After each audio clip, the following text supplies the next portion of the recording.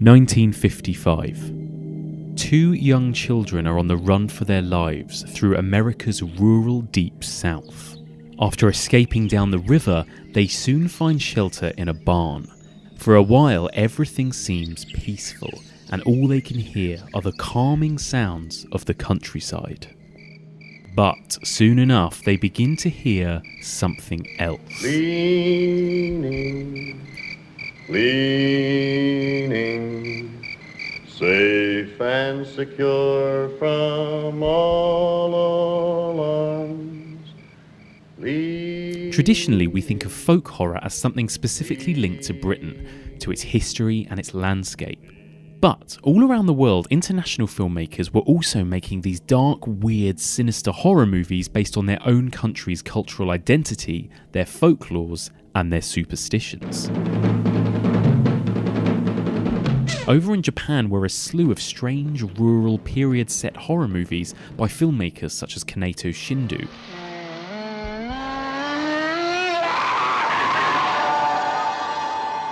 Meanwhile, over in the USA, Hollywood actor Charles Lawton made a movie that seemed the complete antithesis to the current trend of optimistic, technicolor, cinematic crowd pleasers that was so popular in the mid-50s. This movie looked back to America's bleak recent history, the time of the Great Depression, and it took a scathing, cynical view of religion, capitalism, and the fairy tale of the American dream. Once upon a time there was a pretty fly. He had a pretty wife. This pretty fly. Join me as we continue exploring the evolution of folk horror, and we journey away from Britain to review Kaneto Shindu's Onibaba and Charles Lawton's The Night of the Hunter.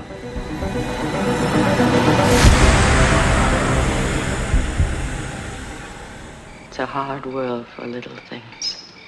Welcome back to the Evolution of Horror. My name is Mike, and as ever, I am your host. If you're tuning in for the first time, then welcome. In this podcast, we explore and dissect the evolution of the horror genre by looking at particular subgenres across a number of weeks. We are currently in the midst of exploring the evolution of folk horror, and this is part 5, in which, as the intro suggested, we are now taking a little trip around the world. This episode is going to work as a little East meets West as we look at the traditions and folklores of both America and Japan. Now, this is your warning. We will be delving into spoilers when it comes to these two movies, Onibaba and The Night of the Hunter. So if you haven't done so already, please do yourself a favour and go and watch these two absolute masterpieces. Take it from me, you need them both in your life. Before we get started, here are a couple of contact details. Don't forget, you can email us. The email address is evolutionofhorror@gmail.com. You can find us on Twitter @evolutionpod or on Facebook. That's facebook.com/evolutionofhorror. And don't forget, you can follow us on Letterboxd. That's where you can subscribe and keep up to date with what movies we're going to be covering in depth throughout this series. Now, later on in this episode, I'm going to be joined by Kevin Lyons from the BFI, and we are going to be discussing Onibaba and all things Japanese folk horror. But first, I've got a brand new guest joining me for the first half of the podcast. He's somebody who I've been wanting to get on the podcast for a long time, and it's great to finally have him here. It is my great pleasure to welcome to the podcast Paul Rids. Paul, hello. Hello. Lovely to have you here. First of all, just for people who don't know you, tell me a little bit about yourself and who you are, what you do. Okay, I work in acquisitions, so I'm looking for films to distribute through our distribution company, Pitch House Entertainment. Cool. I've previously been involved in sort of cinema programming, but now I'm full-time acquisitions. Nice. So that must be quite... is it a fun part of that job must be just getting to watch quite a few amazing films. Yeah. I bet. Do you get to go? Do you have to, as part of the job, get to go to all of the big major festivals, check everything out? Totally. Yeah, it's one of the great joys of the job. I love being at a festival and seeing like 5 films a day and like looking for stuff that's going to connect with audiences. That's the big pleasure of the job. Amazing. What's your favourite festival sort of throughout the year? Well, on brand with the podcast, I guess. Well, I mean, I love all of them. Like each festival has its own kind of unique flavour. Yeah. And unique kind of programming policy, the types of movies you expect from one festival, you expect a kind of movie from Berlin, you expect a kind of movie from Cannes and Sundance and Toronto. But in terms of genre, the TIFF Midnight Madness program is absolutely astonishing. Like Yeah. I look forward to it for the whole year, and then it's 2 weeks, and I try and go to as much of the midnights as possible. And then that crowd is fantastic. The films are amazing. The kind of atmosphere is brilliant because you're there with like serious genre fans. Yeah. And you're seeing the very best of world genre films. That's Amazing. absolutely Yeah, I think that's the one. I've not been to many, and that is the one I'd most like to go to. I Yeah. think it's Toronto. Yeah. Yeah. And it seems like it's just a lovely city as well, and a nice it's place beautiful. to be. It's beautiful, and the whole festival. I mean, obviously, you're seeing some of the best films from around the world, and it's an amazing atmosphere. But it's much more sort of chilled out than a lot of international festivals, and Yeah. I guess that extends to the midnight crowd who are Yes. there, and yeah, it's just a beautiful place. Whereas to be. Cannes sounds, from what I've heard, like it's a little bit more hectic, a bit more Yeah. stressful. Is that right? Is Well, there a lot of certain- like yeah. you have to queue to be in a queue, depending on what colour badge you've got for this and that and the other and that kind of thing? Yeah, I'm fortunate enough, obviously, to be involved on the kind of buying side. So a lot of the films that the critics are queuing up to see, or the punters are queuing to see, we might see a bit early on in the festival, at okay. buyers screenings and stuff like that. But then when it comes to the actual festival proper,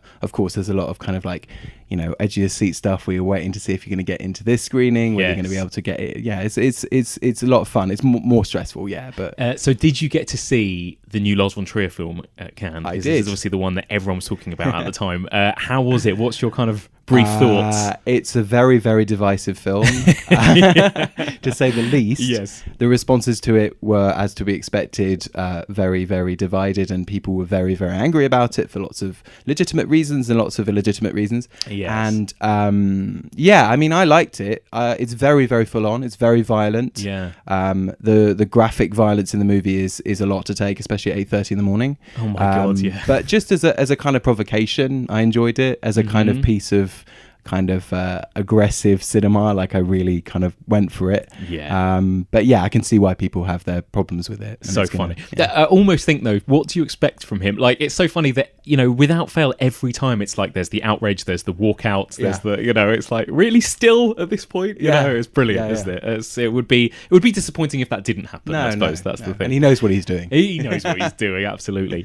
So, obviously, this is a horror podcast. I mean, tell me, what's your relationship like with the horror genre? Are you a horror fan? Massive horror fan. Yeah. So I've been into horror movies since I was very, very young. I guess from a point where I was too young to see a lot of stuff, and that was a kind of real kick for me when I was growing up and kind of secretly recording films off TV and like watching them late at night when my parents were Yes. asleep. That's kind of how it was, very sort of cliched in terms of how I got into it. I think I got into that thing of like recording or getting hold of copies of the most extreme stuff that I could find, just as a way to test myself. Gave myself a lot of nightmares, probably fucked myself up for the life, but That's how it works. That's Yeah, how it yeah. is. What was do you remember what your kind of first horror experience was, or what the first thing you remember seeing was?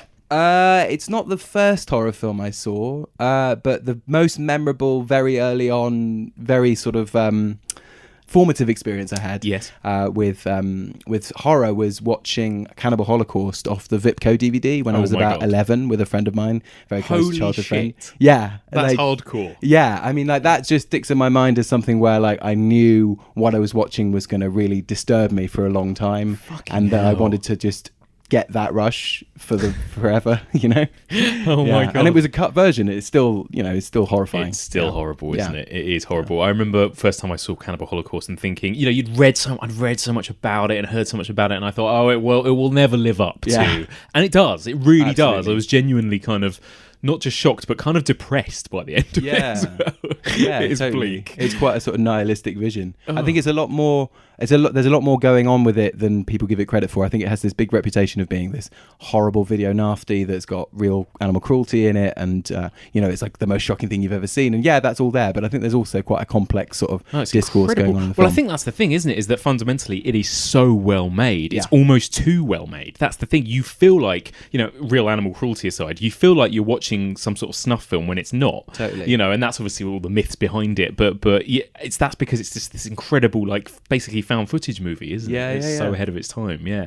Yeah. Amazing. So we've been talking about different sort of subgenres, and we did lots of sort of chats on slashers, and then we did ghosts, and now we're talking about folk horror, Right. which is quite a weird one. It's a difficult one to define. Everyone has their own definition of it. Everyone sort of describes it in different ways. What are your thoughts generally on folk horror? Or what it means, what it is. Yeah.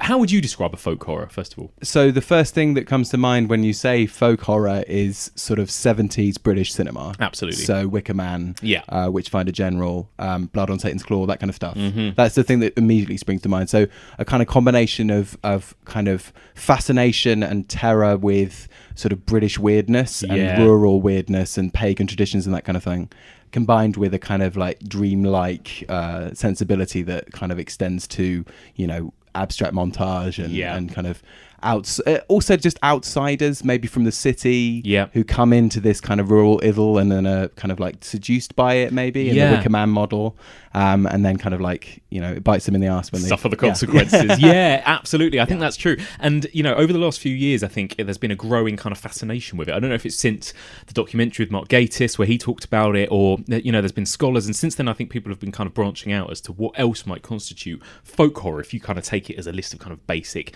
the kind of rural setting, maybe outside communities, focus on the landscape, on old traditions, that kind of thing.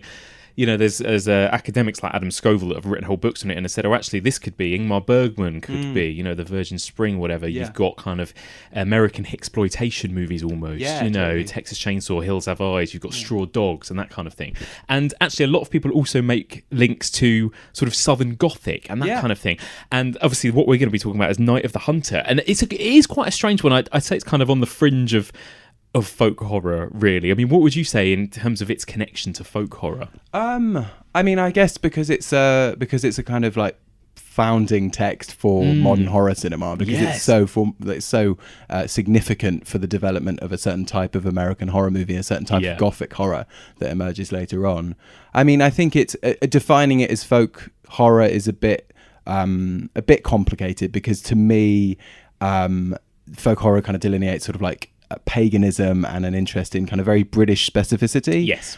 You mentioned sort of Southern Gothic and that kind of thing. I think, you know, the tradition that it starts extends to modern stuff, like, I don't know, like all of that kind of Bayou stuff, like, you know, Skeleton Key or exactly, you know, things like Candyman. Exactly, yeah. And actually all those films people now call them folk horrors, so it's that weird connection, isn't it? That kind of tends to happen though, right, with subgenres. Like academics tend to kind of come up with branches of subgenres and kind of clouds of films that group together make sense as one kind of body of work, but then they all kind of go off at tangents. I mean, you mentioned something like Hills Have Eyes, or I'm thinking Texas Chainsaw Massacre. A lot of the preoccupations in those films are about kind of urbanites being confronted with this kind of rural poverty and kind of inbreeding and this kind of violence that sort of exists that they've never encountered before, so they're suddenly overwhelmed by.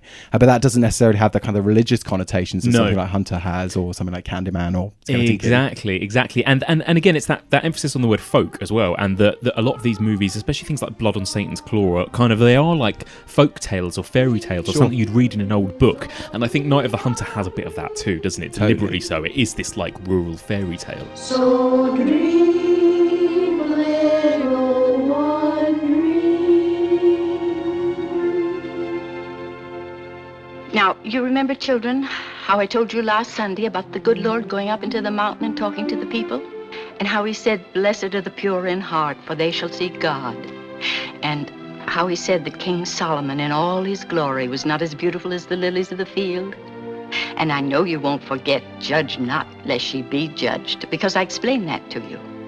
And then the good Lord went on to say, "Beware of false prophets, which come to you in sheep's clothing, but inwardly they are ravening wolves. Ye shall know them by their fruits." It's 1955. The film is a period piece. It's set in the Depression, so it's Charles Laughton directing a period horror film about a kind of demonic figure played by Robert Mitchum, who has taken the form of like a preacher who travels from town to town, from small holding to small holding, kind of murdering women and stealing their money. And he is imprisoned for various quite convoluted reasons we don't really need to get into. And he encounters there a man on death row who has hidden some money with his family out in the real world outside of prison. And he Mitchum sets out to basically go and steal this money back and take it for himself and murder the family that have this wealth. He goes to the town where they're living and seduces the mother. He marries the mother, and the two kids who've been sworn to secrecy by their now dead father are hiding the money from him. So the whole movie is about him trying to get the money off kids. So that's the basic sort of skeleton of the movie. It then becomes this kind of chase thing where all plot spoilers, of course. We do get that's fine. He murders the mother, played by Shelley Winters, and then pursues these two children who then go on this kind of odyssey across the south in search of kind of any kind of safety. Yes. A strange. It's a strange film, isn't it? Very strange. It's so. I absolutely love it. I mean, what are your thoughts on it? First of all, do you like the film? Are you a fan? Yeah, it's fantastic. Do you remember sort of the first time you saw this? What's your history with this film? Well, it's actually, I rewatched the film last night, literally last night. Did you? And it's the first time I've seen the film in about 20 years. I saw it when I was a kid with my parents, who liked me to watch old black and white movies. I think they didn't realise that it wasn't really like a Fred Astaire movie or like an Orson Welles film. It was more like this terrifying psychosexual opus about kind of paedophilia and murder and all these kind of like sort of potboiler things that are going on in the film. And I think I don't think I got all the stuff that I get from it now then, but I think the nightmarish quality to it, the stuff it does about childhood, about endangerment, about father figures, about sort of geographical specificity, and also kind of religion, all kind of like got in my head when I was a kid and like really... Absolutely, it is. I saw it as a kid as well, and it is one of those weird films because I think I remember. I'm sure the first time I watched it, it was just on Channel 4 during the day in the middle of a Sunday afternoon.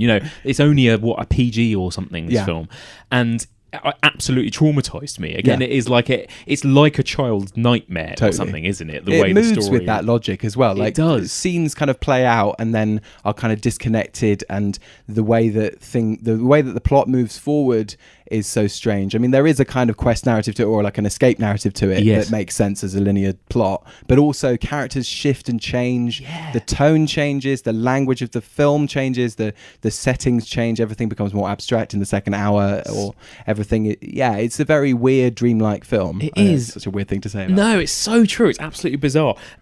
So first of all, I just want to starting at the beginning. I mean, even the setup is quite strange. It's kind of, you've got this kind of weird shot with these sort of floating heads as Lillian Gish kind of introduces it like a children's story, I suppose, isn't it? I mean, is that something that you think, is that what Lawton is going for throughout this movie, that it is some sort of adult fairy tale or something? Sort of, yeah. I mean, I think the film has this thing which a lot of kind of great films from that time, I mean, bizarrely, the thing I thought of most about last night was Vertigo, because when I think of this film, I think of all of the kind of latent psychosexual things that are going on in it, all the violence and all the kind of desires, these kind of really strange desires that are existing in the film.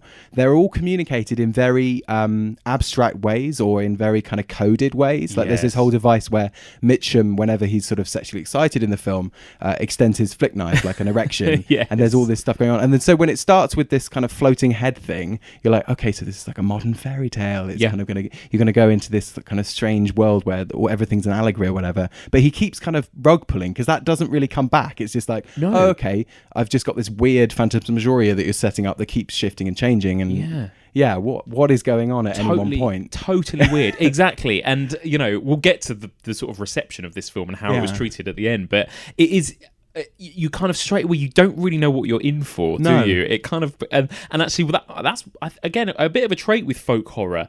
If you take even things like The Wicker Man, tonally it's like, what is this? What's happening right now? Is it this kind of fun, jovial, romp? Is it this absolutely horrific, descent into hell? What are we looking at here? And it's got that very odd tonal thing. And also, the kind of the time that this is set and the place, obviously it's the kind of deep south, and it is during the Great Depression, I believe, isn't it?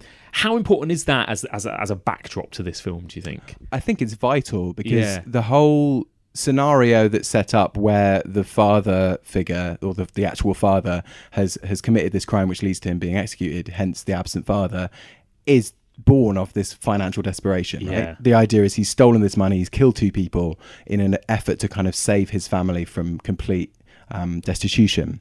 So you have the specificity of no money, there's no food, there's whole scenes where like people are kind of hungrily eating potatoes, all this kind of stuff. It's very much, you get this sense of extreme poverty. So that's the backdrop for it. And then Mitchum's kind of presence in the movie is sort of a very bizarre one, because he's so beautifully dressed and he's so fit and healthy, and he comes into this world that's just full of, and the children are extremely skinny and everything is drab and poverty stricken, but he's this kind of emblem of style, right? So I think the specificity of it is really important, but then that comes in later on when it becomes this quest across the landscape, because obviously you set up this vaguely kind of social realistic space early on where you understand how poor these people are and how kind of seduced they are by Mitchum's character. But then as it goes on, the film sort of shifts and changes into something more abstract. All the settings become less specific. Like there are houses, there's rivers and everything, but everything looks very much like it's on a set. Well, now, what's it to be, Lord? Another widow? How many's it been? 6? 12? I just remembered. You say the word, Lord. I'm on my way. So obviously, like, we've got to talk about Robert Mitchum. I mean, it's his, this is his movie, isn't it? I mean, what do you think of him?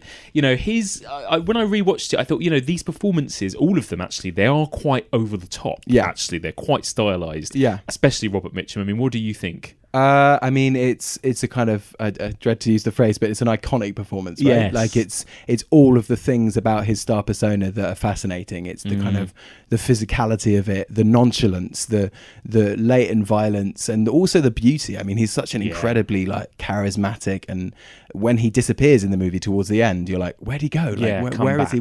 And then when he comes back on screen, he's being kind of taken away by the authorities to be killed for whatever happens. You're like, oh, he's back. It's great. It's amazing. But I mean, he's phenomenal. The thing which really struck me last night was how seductive he is, and how sort of dominant he is in every frame. Like he becomes like, there's shots where he's very deliberately placed in the landscape, like when he's on horseback or when he's framed against in silhouette in like a big sort of like circle of light in a really sort of abstract image or something like that. He's phenomenal in it, and it's sort of set him up for Cape Fear, set him up for a bunch of other roles he did later on, which were kind of anti-heroic, absolutely scary figures. I mean, he is very scary, isn't he? And again, there's all kinds of kind of weird sort of storybook imagery.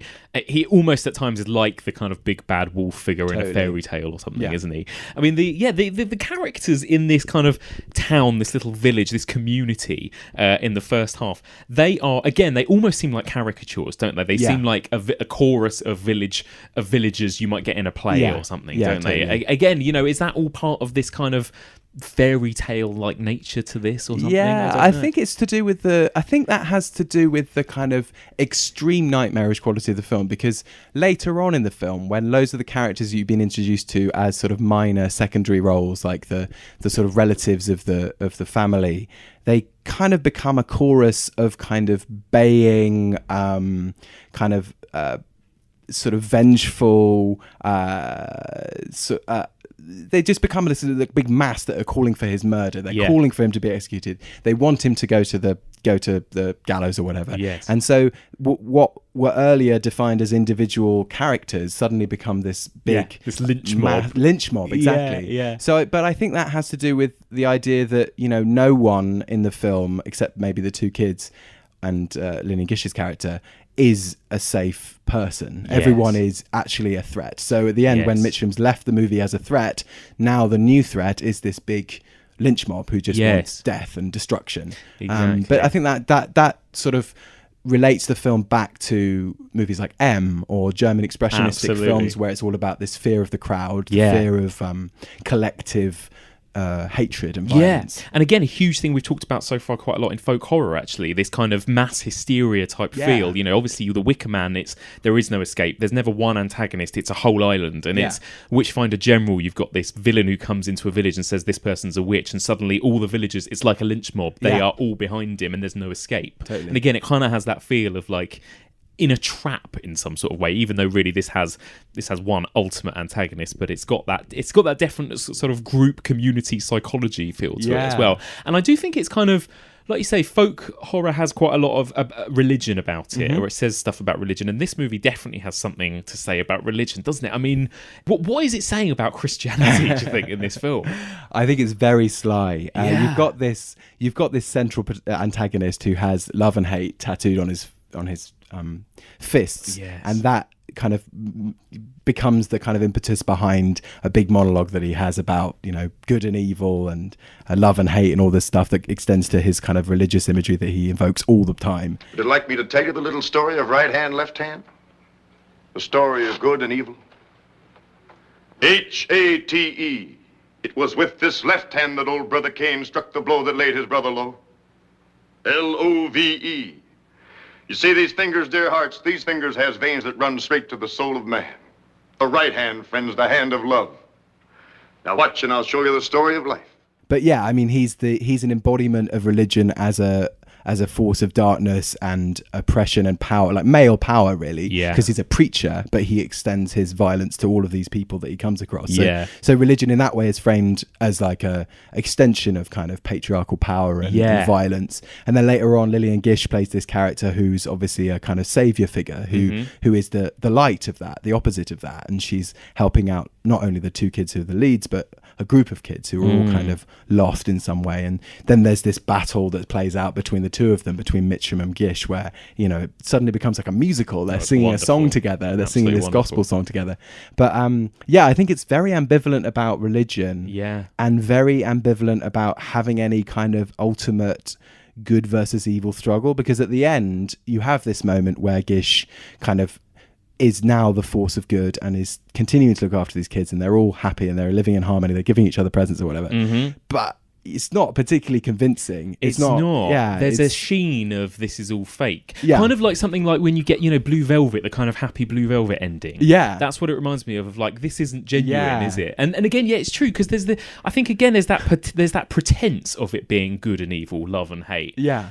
Even the fact that it's black and white, and it's stark black and white, expressionist black and white. And again, it's like, it's not any of those things, really, is it? No. Nothing is black and white in it. No, it's just total chaos, really. It's kind of social chaos and psychological chaos and sexual chaos. It's everything playing out in this big sort of soup where these two kids are just the victims all the time of this adult world. That extends back to what you're saying about fairy tales, you know, the idea of like the adult world as being something which is, you know, protective but also violent and malevolent, and definitely and there's no rules, and, you know, anything can happen to you when you're that small.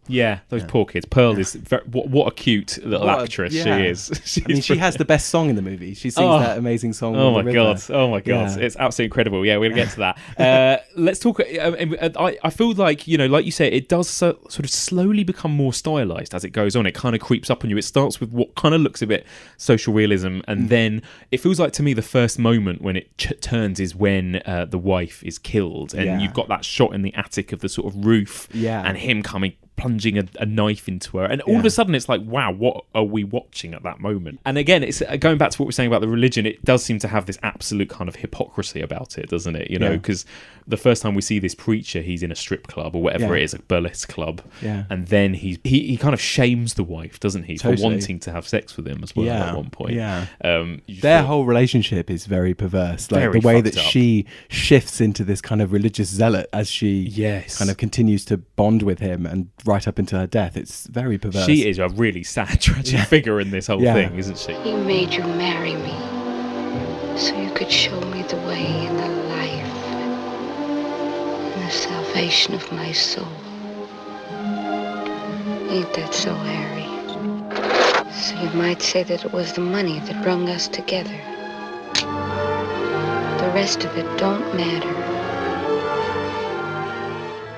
Again, you know, we've mentioned this already, but it touches on that hypocrisy, I think, of Christianity and the hypocrisy of this character. And, you know, I think, you know, folk horror, we've talked about this a lot with folk horror. I think that one of the big elements of it is that it does often condemn religion. It does often have something quite negative to say about religion, and often Christianity. Look at Witchfinder General, The Wicker Man, various others, you know. And again, I think this is no different. I think in some ways this could be seen as some sort of cult movie. You know, the character character of Harry Powell is very much this kind of cult leader type figure with his love and hate speech. It reminded me a bit of the Patrick Swayze love and fear speech in Donnie Darko or something like that. Again, this kind of crazy motivational talk that doesn't really mean anything, and yet he's convincing all of these communities, all of these people, these sort of blind followers. And old left-hand hate is down for the count. I never heard it better told. I wish every soul in this community could get the benefit. And again, you know, folk horror, I think it does deal with its own kind of cultural identity and history of whatever country it's set in. And this is so much about America, and I think the myth of America, that, you know, the American dream actually might be a lie. And, you know, maybe that's part of the reason why this film didn't win over audiences and critics very well. I think it seems like quite a scathing view of America in a way. Like we've said, the way that kind of, even though the movie does have a fairy tale structure and it does progress towards a happy ending, you don't believe the happy ending. You don't really believe any of these fairy tale elements. You don't believe that things are black and white, love and hate. You believe that it's all dark, murky shades of grey. Bringing in the sheaves, bringing in the sheaves. And if you take, again, the character of Harry Powell, he kind of seems like the embodiment of the bad side of America, you know? I mean, he presents this image of somebody big and powerful and confident, and he's very well dressed and he's got lots of money, and he sort of preaches about good Christian values and good and evil, but actually he is full of greed and he has no Christian values, and all he wants is power and money, and he will destroy anything in his path. And again, as well as being this kind of cult leader figure, he's not a million miles away from America's current president. You know, again, this person who may have a lot of charisma and is able to win over certain kind of pockets of small-minded Americans, but actually is talking shit and only has his own self-interests at heart, you know? So I think, again, despite that kind of very black and white, good and evil, linear chase structure of this seemingly simple folk tale, this fable, there's so much more going on here under the surface. I can hear you whispering, children, so I know you're down there. I can feel myself getting awful mad. Let's talk a bit about the cinematography then. What did you think of it? I mean, how important is it that this movie, you know, in an age of sort of Technicolor and everything, like you say, you mentioned Vertigo, these were the types of film being made at that point, but this is obviously so black and white, it's old-fashioned in a way, isn't it? Yeah, I mean, it's calling back to, like I said, expressionism, but also film noir. All of the characters in the film kind of are straight out of film noir if it's like transposed from, you know, New York or whatever to, you know, the South. It doesn't seem to be... I mean, you said that, you know, the film wasn't kind of critically well received or received well by audiences. It doesn't seem in step with the general kind of Technicolor optimism of like Hollywood in the 50s. It's very downbeat. It's almost more like, I suppose it's a precedent for downbeat horror in the 70s, you know, where you got families who are disrupted by some kind of violent exterior force or something that's coming from within that's not necessarily supernatural, that just emanates from the way society is organized. So it's odd, isn't it? And maybe it's just I mean, let's talk about it. I mean, why do you think audiences didn't respond? Why didn't audiences respond to this? I mean, it is a strange film tonally, isn't it? It goes a bit all over the place to kind of quite wacky comedy at times to true horror. Again, it reminded me a bit Lynch-like as well in that regard. Absolutely. But what's your take on it? Why don't you think audiences were responsive to this, or critics, or anyone? Well, maybe just the downbeat nihilism of the whole thing. It's very upfront, and I guess with film noir, that's so much an extension of, you know, a German cinema that was all about, you know, expressing fear about the collective and about, you know, corruption and personal and social corruption on a kind of grand scale. Film noir kind of was a more comfortable way to kind of address those issues, because it was sort of, you know, gangs and detectives, private eyes and that kind of stuff, so you can root for Humphrey Bogart or whatever. Who do you root for in this movie? Like maybe the two kids, you're like, Christ, I hope nothing bad happens to them, but there's no adult male protagonist who you can kind of align yourself with, or a female protagonist you can align yourself with. So essentially you're just watching this killing machine go around destroying people's lives Yeah. and actually killing people. So yeah, it's a very odd film to imagine in the kind of optimistic 1950s. Yeah, definitely. And I wonder if it's also has something to do with the fact that it was directed by a big name, Charles Lawton, and it's not that mainstream. It's almost art house, especially in the way it goes and what happens in the second half as well, isn't it? And I wonder if there's that same thing that you have now where the gloves are really off in terms of like critics getting very angry when a actor, a very successful actor, has this opportunity to make a movie and they make it, and then it's like, well, you come from this space of privilege or whatever, like how dare you come into this space. But then I don't know, it's a very difficult world to imagine. I mean, I think about this all the time when we're talking about directors. It's hard to imagine, this is kind of like pre-auteurism, right? So it's like, I guess it was just a bit of like, what the fuck, in terms of like Charles Lawton's kind of presence on screen as this kind of affable character actor making this dark as hell horror movie, whatever it is. Yeah, exactly. Yeah, it is. I think that's it. It still happens today, doesn't it? I think people, again, it's maybe to do with the genre thing. It's like Hereditary even, we were just talking about how a lot of people kind of went, what the fuck is this? This isn't a jump out of your seat horror movie that the trailer or the poster might have suggested, and it's again, suddenly the backlash, it's like the lynch mob in the film itself. And suddenly people are going, what the hell is this? Maybe it was just too ahead of its time or something. Who knows? Maybe. It's one of those movies, isn't it, that's kind of now obviously regarded as one of the all-time greats. I was really interested, all the notes you were giving me before we did this, where you mentioned that it was held in extreme high regard by Kaido Cinema, and I know it ranks highly in greatest films of all time, Sight and Sound, that kind of stuff. I mean, it's not an obvious film in that regard. Like there are lots of movies, you think Citizen Kane, Third Man, whatever, like classical Hollywood films that now have this great reputation. Yes, you watch it and it's dark and twisted and it doesn't have like a moral compass exactly. But I mean, I've got to admit, I love it. This would be in my top 5 maybe movies of all time. Wow. It's up there for me. I absolutely think it's hypnotic and stunning, and actually I was really lucky I got to go see it on the big screen a couple of weeks ago in the Regent Street Cinema, which was a massive treat. It was amazing, and I think it just looks beautiful, and I do think it should be in the same conversation as Citizen Kane, actually, especially when it comes to the cinematography and that kind of thing. Some of those shots, those kind of deep focus shots, like towards the end, that incredible moment when Lillian Gish is singing with him. Yes. And he's in the background and she's in the foreground. He's in darkness and she's in light, and they're singing in harmony together. And it's so weird and tense. But it's stunning. You can kind of marvel at it for hours. Leaning on Jesus, leaning on Jesus, safe and secure from all alarms. Absolutely. I love those shots where you have, when they're on the river, when the two kids are on the river in the little sailboat, there's those shots where there's in the foreground some animal, whether it's like a frog or a rabbit or something, and then in the background they're visible because of whatever the camera trickery is in that shot, and it's just their association with nature and purity and innocence is so clearly signaled by this amazing image. It's phenomenal. That is the moment, I think, when it got me. The riverboat scene is when I was like, holy shit, this is incredible. Because what is happening, it's like it's quite fast paced at that point. It is a chase, and then suddenly everything just grinds to a halt. It's like slows down and it becomes this what feels like a dream sequence or something, doesn't it? Totally. Once upon a time there was a pretty fly. He had a pretty wife, his pretty fly. But one day she flew away,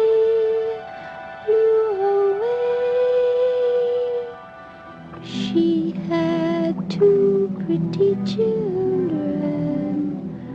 It's interesting that you mentioned Lynch, actually, because obviously so much of the last, I mean, it is a straightforward linear narrative. It is all about them saving themselves from getting this from A violent to figure. B. But at the same time, it's got that quality where you question, maybe not that there's kind of a version of the story where they are killed by Rob Mitchum and everything else is some sort of like fantasy. But at the same time, why have we shifted into this totally unrealistic register? I agree. And why is there suddenly this completely larger than life, unbelievable Lillian Gish character who's just a mother of all mothers? She's just so amazing, and she's what's her purpose? Why is she keeping these kids? Why is she suddenly there? Absolutely. I agree. I think that's true. It's almost like it's almost like a child is telling the story of what happened, like a child's version, and just before the the monster is about to get them there, everything is works, Yeah. everything is there or something, it's got that very kind of weird, again, you don't really trust what you're seeing version of events.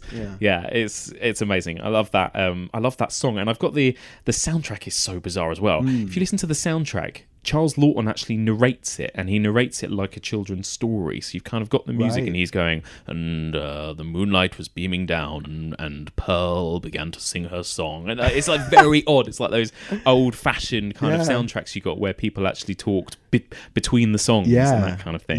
Very weird. And a moonlit vision of the sleeping children in their small ark of safety, and Pearl cradling the precious doll in her small arms, dreams a child's gentle dream.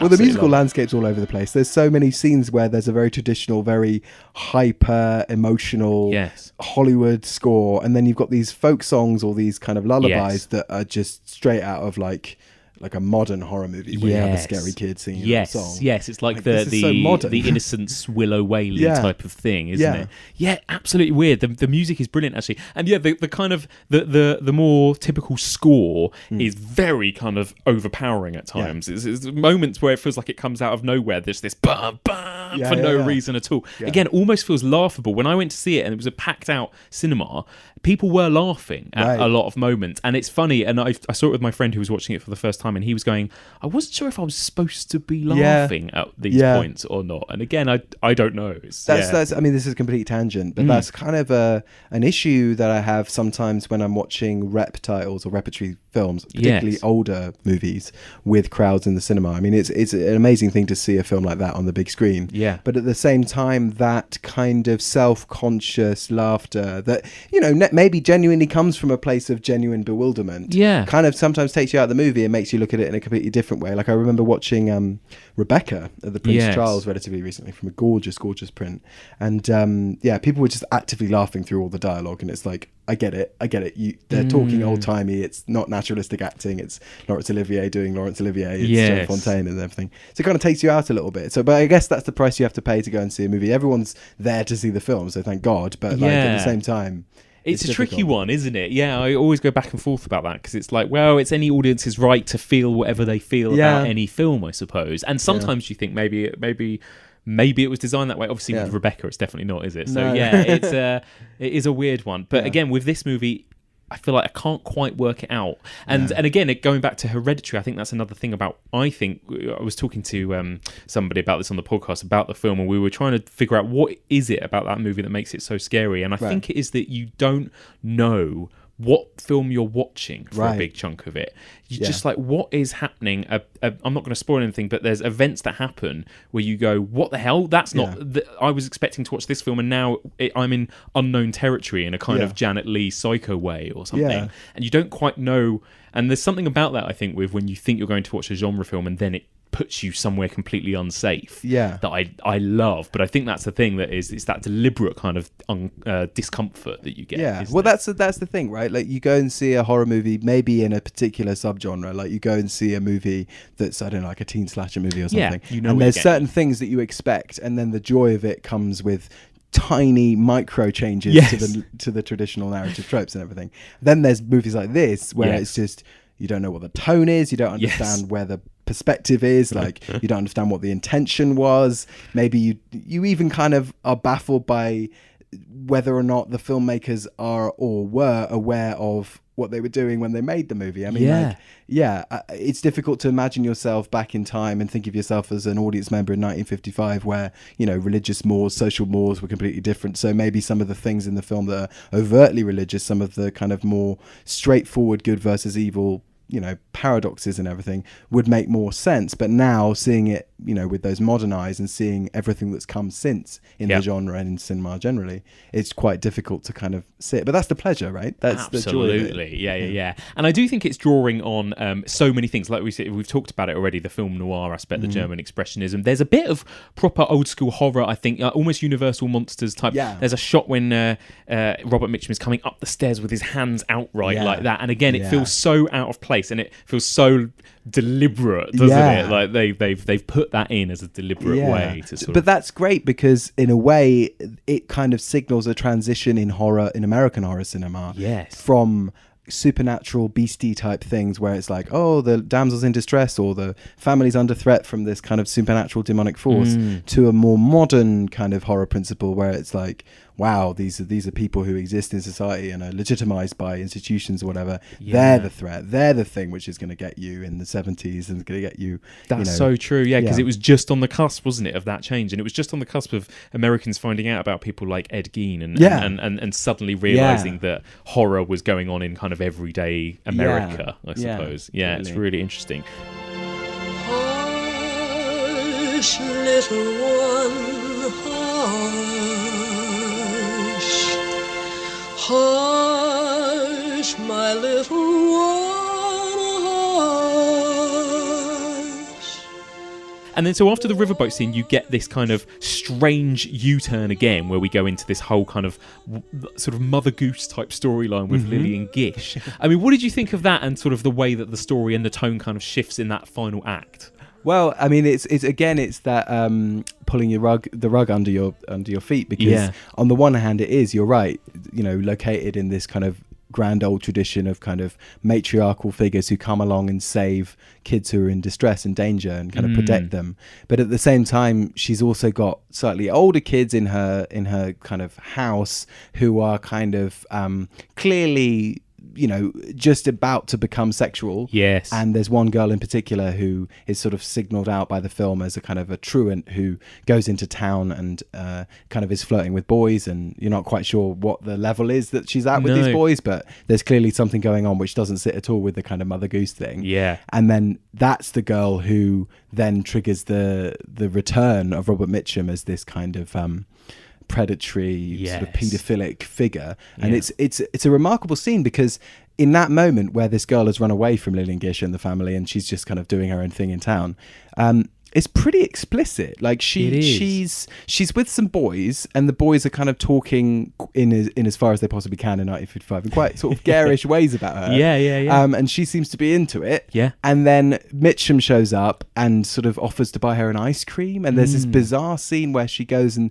talks to him while he's kind of bought her an ice cream. And there's clearly some sort of thing going on between the two of them. Yeah. She's sort of very early teens, and then there's a moment where there's an ellipsis, and then it cuts to a sort of close-up of her as Mitchum leaves, and she says something like, "I've been very bad." Yeah. And you're like, Christ, what the fuck just happened? Like, I mean, obviously now, in the remake of this movie, it would be made pretty explicit what his intentions are and how he actually kind of interacts with her. But there's something unnerving about the fact that you don't know quite what happened between the two of them, and that's completely unresolved. Like, you never really revisit that. She returns to the family home, she returns to Lillian Gish. Yes. That's when you trigger the moment where there's the encounter with Mitchum, and there's all the stuff with the shotgun, and there's the song that you talked about. Yeah. But that moment just is like, I don't know what I've just seen. It's got nothing to do with anything. Absolutely nothing. It's just, And again, that's what makes you think, okay, is this film trying to say something about sexuality, sexual politics? Yeah. I don't know, like though. Male power and the abuse of power. And because what's nice is that it doesn't feel like the film is taking old-fashioned Christian moral views, and it doesn't pass judgment upon that teenage girl in a way. No, not at all. Especially with the way that then Lillian Gish kind of comforts her and consoles her, and isn't this kind of angry, domineering mother type or anything, is she? It's very peculiar, but interesting and kind of progressive and weird, and really interesting. And then finally, the ending. I mean, because again, the ending is, I think, completely bizarre. You've got that incredible climax where, they sing, and then he comes in and she gets the gun, and it's actually, that feels like the kind of, you're at that final moment. And then he gets taken away, and then the film kind of still continues for like another 10, 15 minutes. Yeah, like it's ended, and then there's just this coda that's really perverse. I don't know if I guess a most recent example that's not existing within genre is more kind of in the art house space. But did you see Odiar's film Deepan? No, I haven't seen that yet. It's a fantastic film. Yeah. Absolutely worth seeking out. In part because it kind of flirts with genre thrills, and it's a sort of social realist drama that becomes something else. But in the final scene, there's a moment of catharsis. There's a moment of real violence, and the movie's come to an end. And you're like, okay, everything's happened. I'm not going to spoil anything about it, but this thing has happened that you were waiting for, and it happens. And then there's this kind of 5-10 minutes at the end, which just are about reinstating order, but in this very sort of strange tonal way where you're not quite sure whether everything you're seeing is real. Maybe it's a dream, maybe it's kind of a projection, a fantasy to what happened to the characters. And that's definitely a sort of a commonality with Night of the Hunter, where I think everything after Mitchum is caught and taken away just doesn't sit at all tonally with anything you've seen. It's like, now we're back to normal again, everything's fine, we've got the money and Mitchum's going to be hung, but then you've also got this horrible crowd who are baying for his blood. And where your sympathies lie is very strange, like we were talking about earlier. It's you know, you sympathise with him, and even the little boy seems to sympathise with him. When he's arrested, he just it's really quite a moving moment. This boy who's like, all the way through, the boy's been like, don't give him the money, don't show him where the money is, to his little sister. At the end, when he finally is caught, he just throws the money at Mitchell and says, Don't!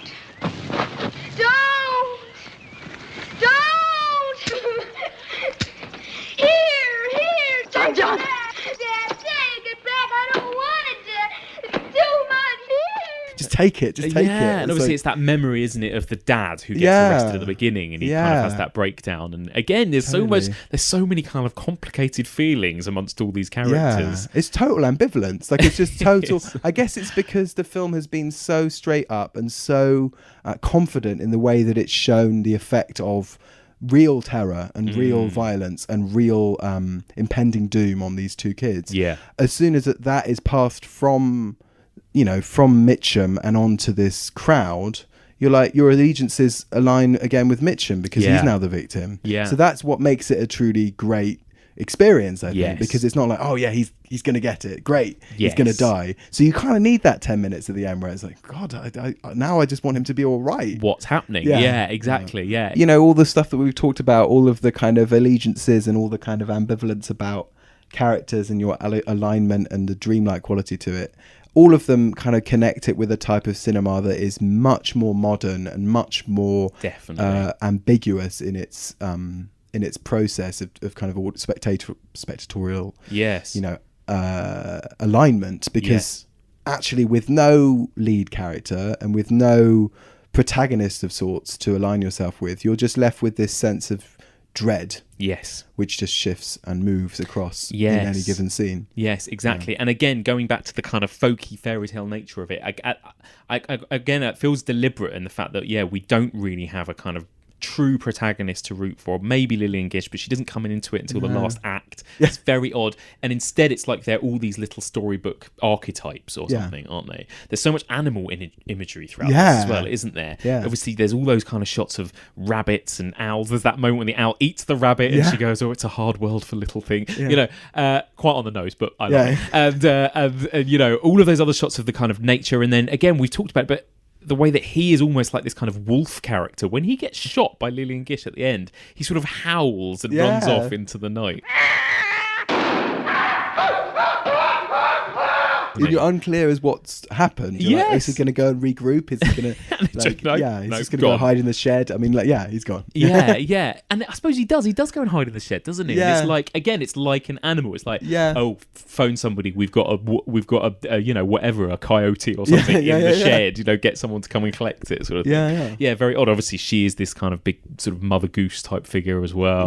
They're like these little lambs. It's like, but then she's kind of, I guess, in the closing moments of the film, where all the kids are gathered round giving her presents and stuff, she kind of becomes this kind of oppressive figure. Maybe it's because you're watching it through modern eyes, but you're like, wow, Lillian Gish now embodies this kind of childhood, pre-adulthood, repressed kind of like goody two shoes sort of aesthetic that's very much about kind of keeping those kids in their place as children. Yes, Whereas Mitchum has represented, for better or worse, sexuality, adulthood, greed, freedom. Yeah, the way he moves through every scene, the way he uses transport, the way he drives his car, the way he kind of like just sort of his whole physicality is like suddenly bereft. Like you've lost that, and you've returned to this kind of horrible kind of Frank Capra idyll at the end. Yes, where like, oh, have another present. It's like, what? It's true. Yeah, it's true. And I suppose he is a little bit more of this kind of classic kind of American capitalist type who kind of goes in, gets what he wants, makes his own kind of fortune. Yeah. Whereas the rest of them are all these, you know, like you say, these kind of destitute,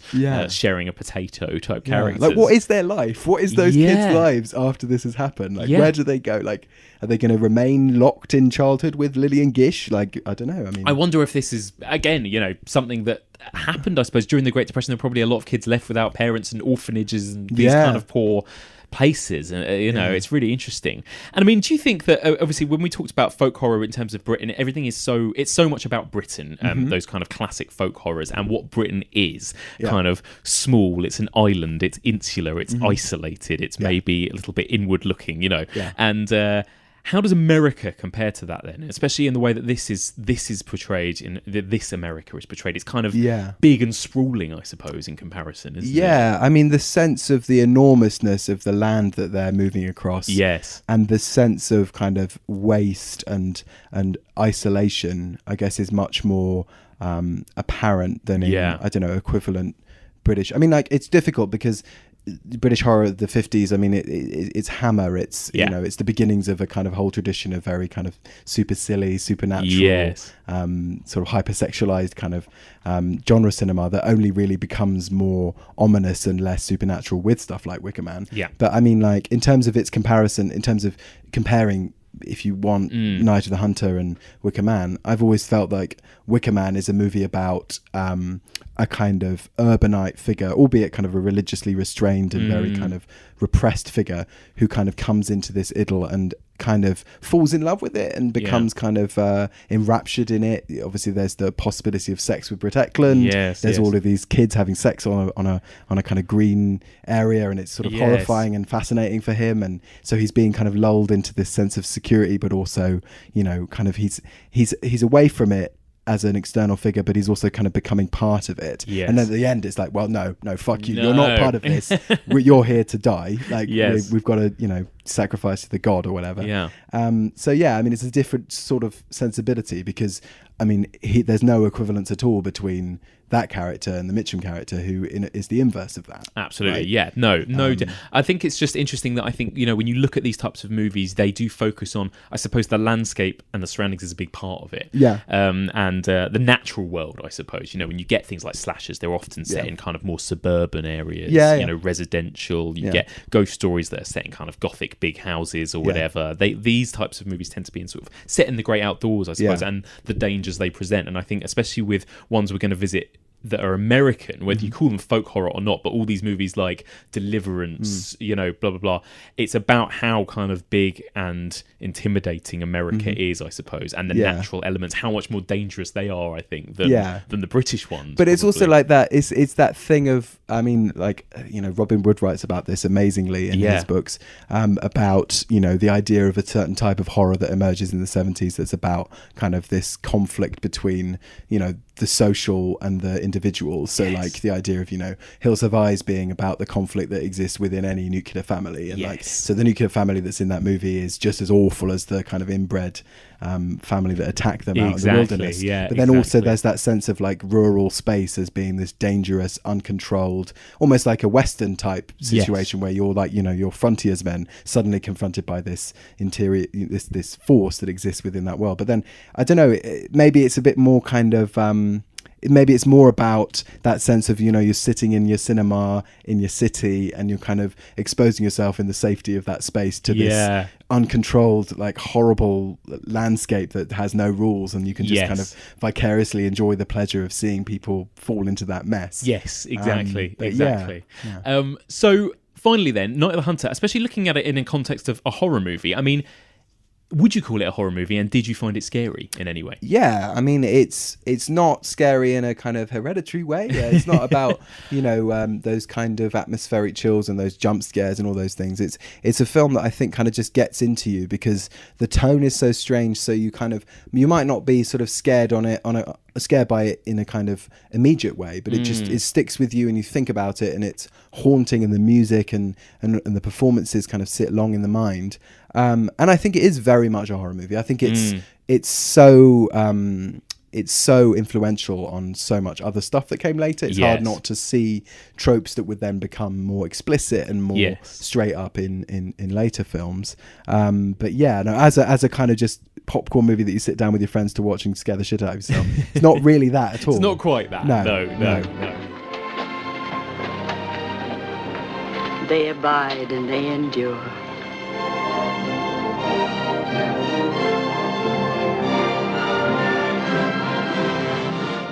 So just a final couple of quick questions as well before we go. I always ask everyone, what's your favourite horror movie? Do you have a favourite horror movie? The Texas Chainsaw Massacre. Oh, correct answer. Yes. It's like I mean, it's not just the greatest horror movie for me. It's like maybe my favourite film. I mean,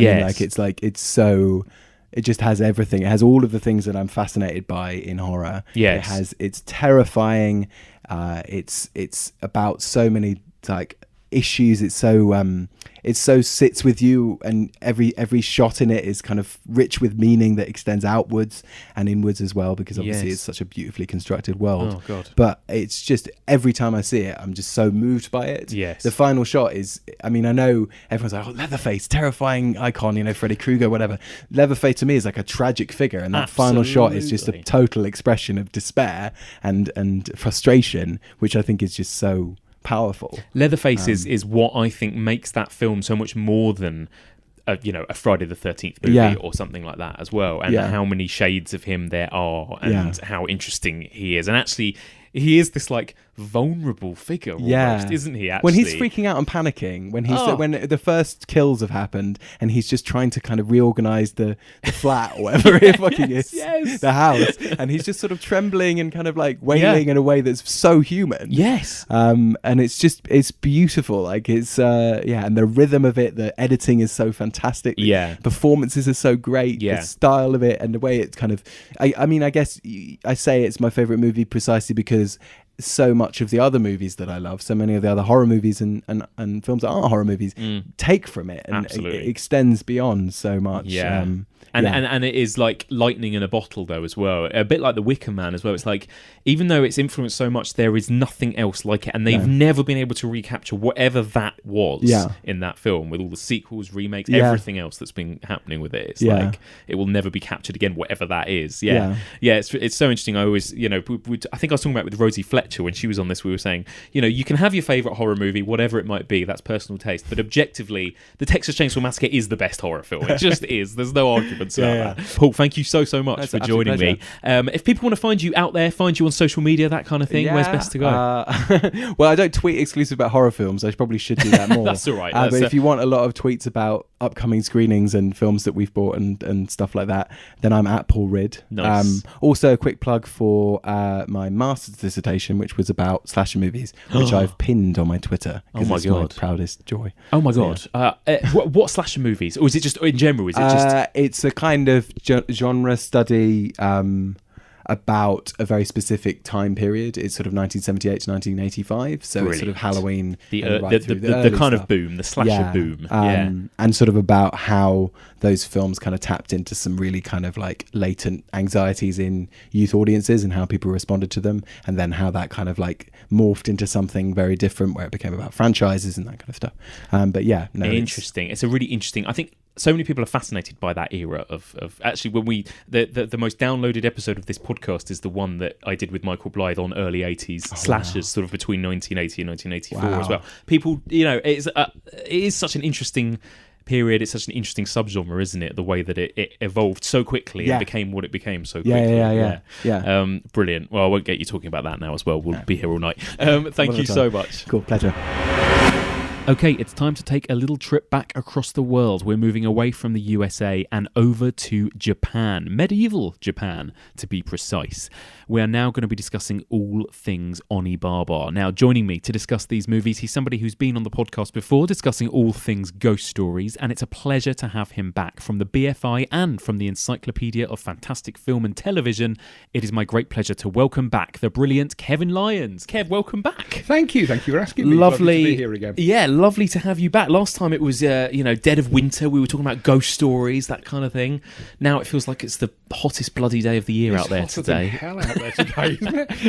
It's a killer. It's horrific. Yeah. No better time, though, to be talking about folk horror, it feels like, right Possibly, now. yes. Possibly, you're right. Yeah. So tell me, I know you were a big fan of the sort of ghost movies and that kind of thing. What's your take on folk horror? It's a strange one because it's quite a slippery beast, really, isn't it? It was never...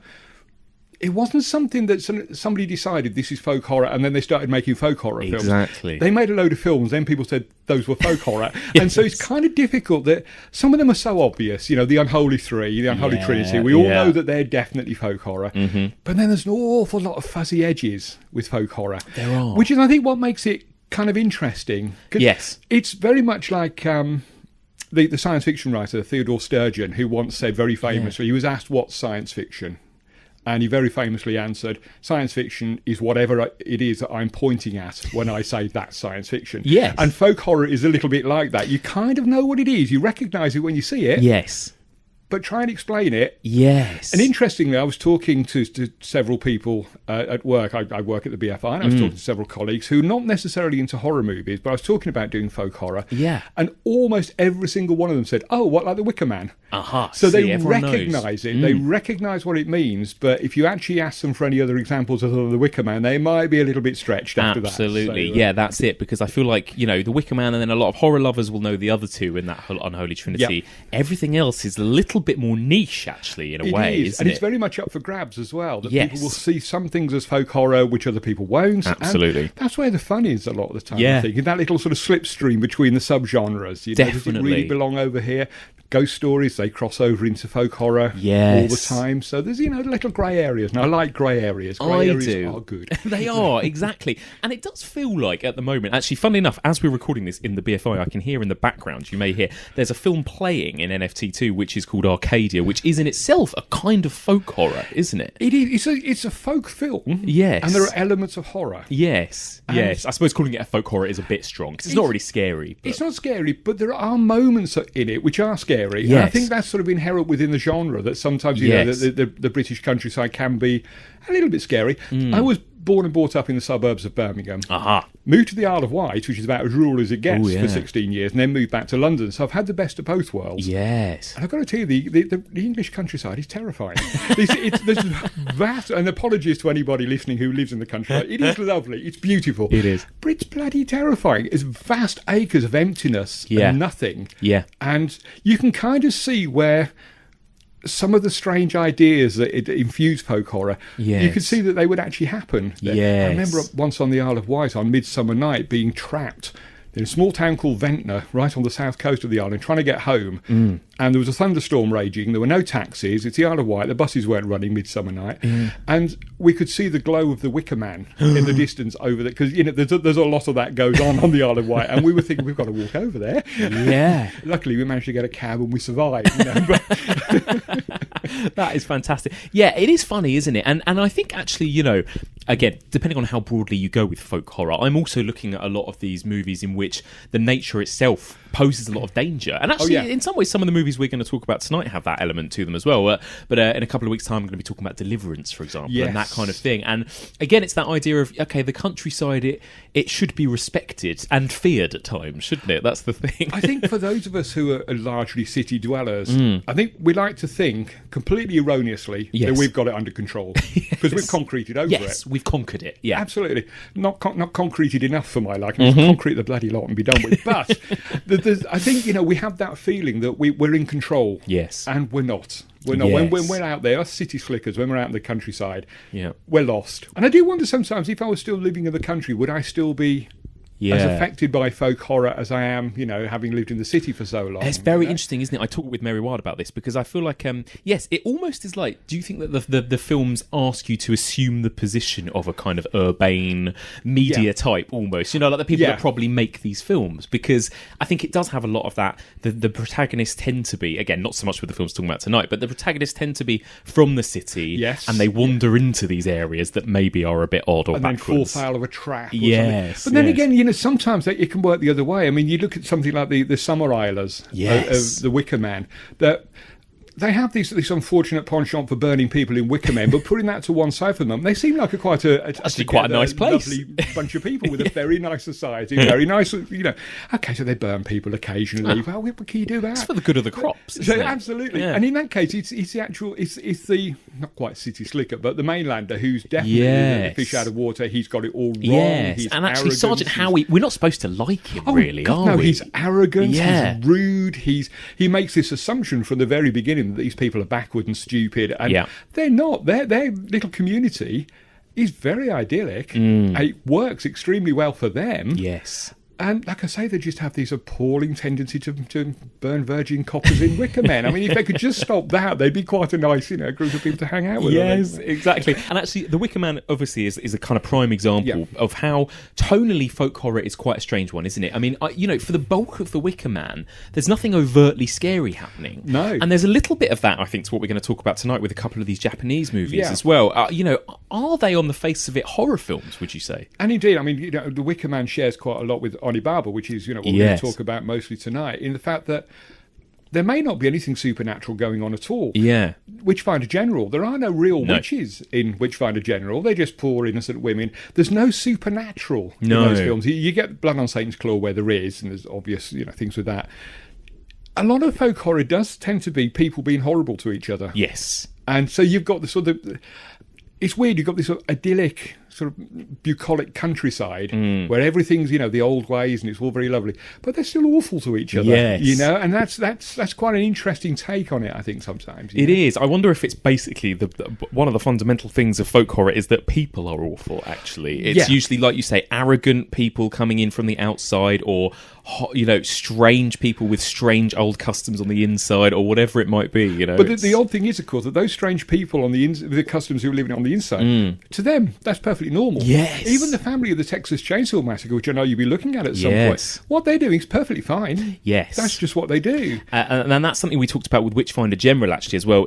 What makes that so disturbing, that film, is that the violence kind of feels almost sort of every day. Yes. Like the villagers kind of gather around, watch it, and then they disperse. And it's kind of the same with The Wicker Man and a lot of these other films. It's like, and Texas Chainsaw, these horrific things happen, but to them it's normality. It's just every day. And it's that clash of values, isn't it, that folk horror trades on quite a lot. That two belief systems colliding. Yes. The Summer Islers just look like normal, everyday people, but they will happily burn someone to death, for the sake of their crops.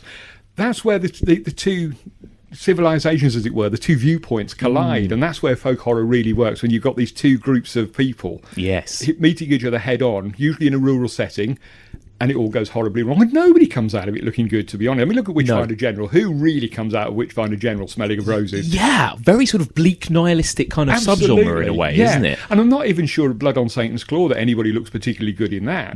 All they've managed to do is suppress the kids and sort of, reinforce the old, some hierarchies and everything. Yes. Nobody's looking good in that film. No, even the sort of the judge character who saves them all is not a likeable character at all, is he? No, not at all. And that's quite sort of characteristic, that you do find very unpleasant characters on both sides of folk horror. It's very interesting, isn't it? Actually very different to the ghost story, I think, where actually a lot of the time primarily at the centre of a ghost story is usually quite a likeable, relatable character. And I think as well, because ghost stories tended to come later and were kind of manufactured by writers, that there was a built-in moral to them. Whereas from folklore, the morals can be very, very strange, very skewed and weird. Very odd, if there's one at all. Yes, they come from a very long tradition of weird, strange behaviour that we no longer have any connection with. Yes. And that again is part of, I think, why folk horror appeals as much as it does. It's really interesting. So, I mean, again, a lot of people associate folk horror with being very British, but at the moment we're sort of branching off internationally. We talked a little bit about some of the American early sort of Southern Gothic stuff, like Night of the Hunter and that kind of thing, which again is kind of on the fringes of folk horror. And so we're going to talk about Japanese horror specifically right now. And, on the podcast, we've only really touched upon the sort of modern J-horror stuff. Sure. But Japan has quite an old tradition of horror in its cinema, doesn't it? Oh, very much so, going way back to the 30s and beyond. We do have a bit of a problem that in a lot of early Japanese cinema was lost. Yes. The earthquake of 1923 destroyed several archives, the bombing of Tokyo in the war. Right. Film wasn't really looked after very well, so an awful lot of that stuff was lost.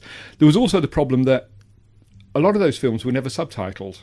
Yes. So we never saw them in a version that was English friendly. So they were made for the local market. They didn't really travel that much. We tended to see Godzilla films. That was pretty much it as far as popular culture went. We had the Akira Kurosawa films and more art house films coming over. But the horror stuff, a lot of it never really got here, sadly. Some of them did, but not many. These films that we're going to talk about tonight, specifically Onibaba, how do you think that fits the kind of folk horror mould? I mean, would you call it a folk horror? Oh, definitely. Yeah, definitely. I know there's a lot of debate about whether it's actually a horror film at all. Yes. And that's why I mentioned earlier the fact that The Wicker Man and Witchfinder General have no supernatural elements in them. Exactly. And nor does Onibaba, but that doesn't rule it out being a horror film. No. It definitely ticks all the boxes for me when it comes to folk horror. You've got this isolated community. Yeah. You've got a clash of two belief systems. Yeah. And you've got something... I mean, this is what Adam Scoville talks about in his book about folk horror, that, you've got this folk horror ladder, that you have, the isolated community, the clashing belief systems, and then something happens. Yes. And Onibaba ticks all those boxes straight away. It does. It's not a traditional horror film. If you've been brought up as we all were on Hammer and Corman and Universal, and then you go to Onibaba, you might at first think, "Oh, hang on a minute." Yeah. But actually stick with it.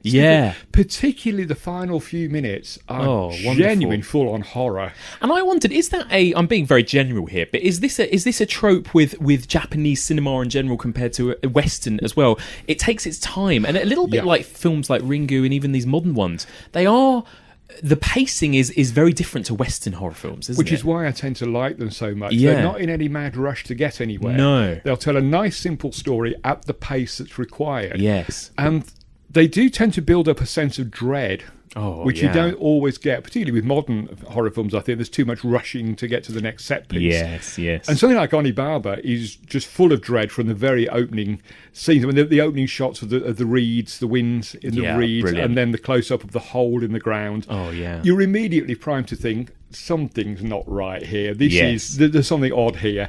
And then he goes into what seems to be a bit of a domestic drama. Yes. But there's this undercurrent all the while that something unpleasant is coming. Yeah. And Japanese horror is very, very good at that. It's very good at atmosphere, very good. They're not the kind of films that if you want an instant hit... No, you're not going to get that from a Japanese horror film. You need to sort of dedicate a little bit of time to them and they take a little bit of warming to, I think, sometimes. But when they do, they're so rewarding.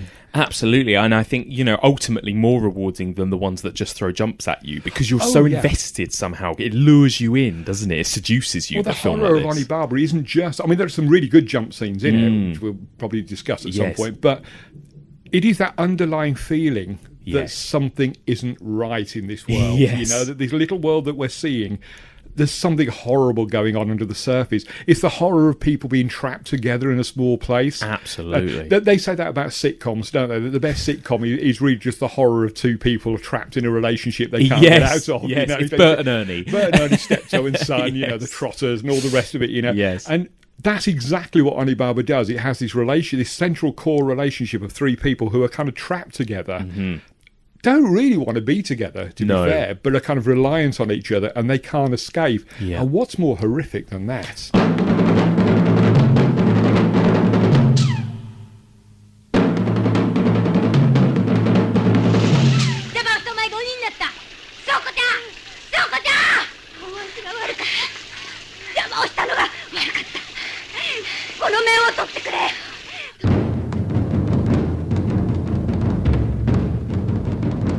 It's set in the 14th century in Japan, somewhere in Japan. They never actually say where it is. No. And it seems to be set just after the start of a civil war. Yes. That actually lasted 50 years. God. And that in itself, when you have that information, that itself is pretty horrific that these people are going through this. They've got another half century of this. It's awful. God. Anyway, it was a civil war between the forces of Emperor Go-Daigo and the rebellious Ashikaga clan.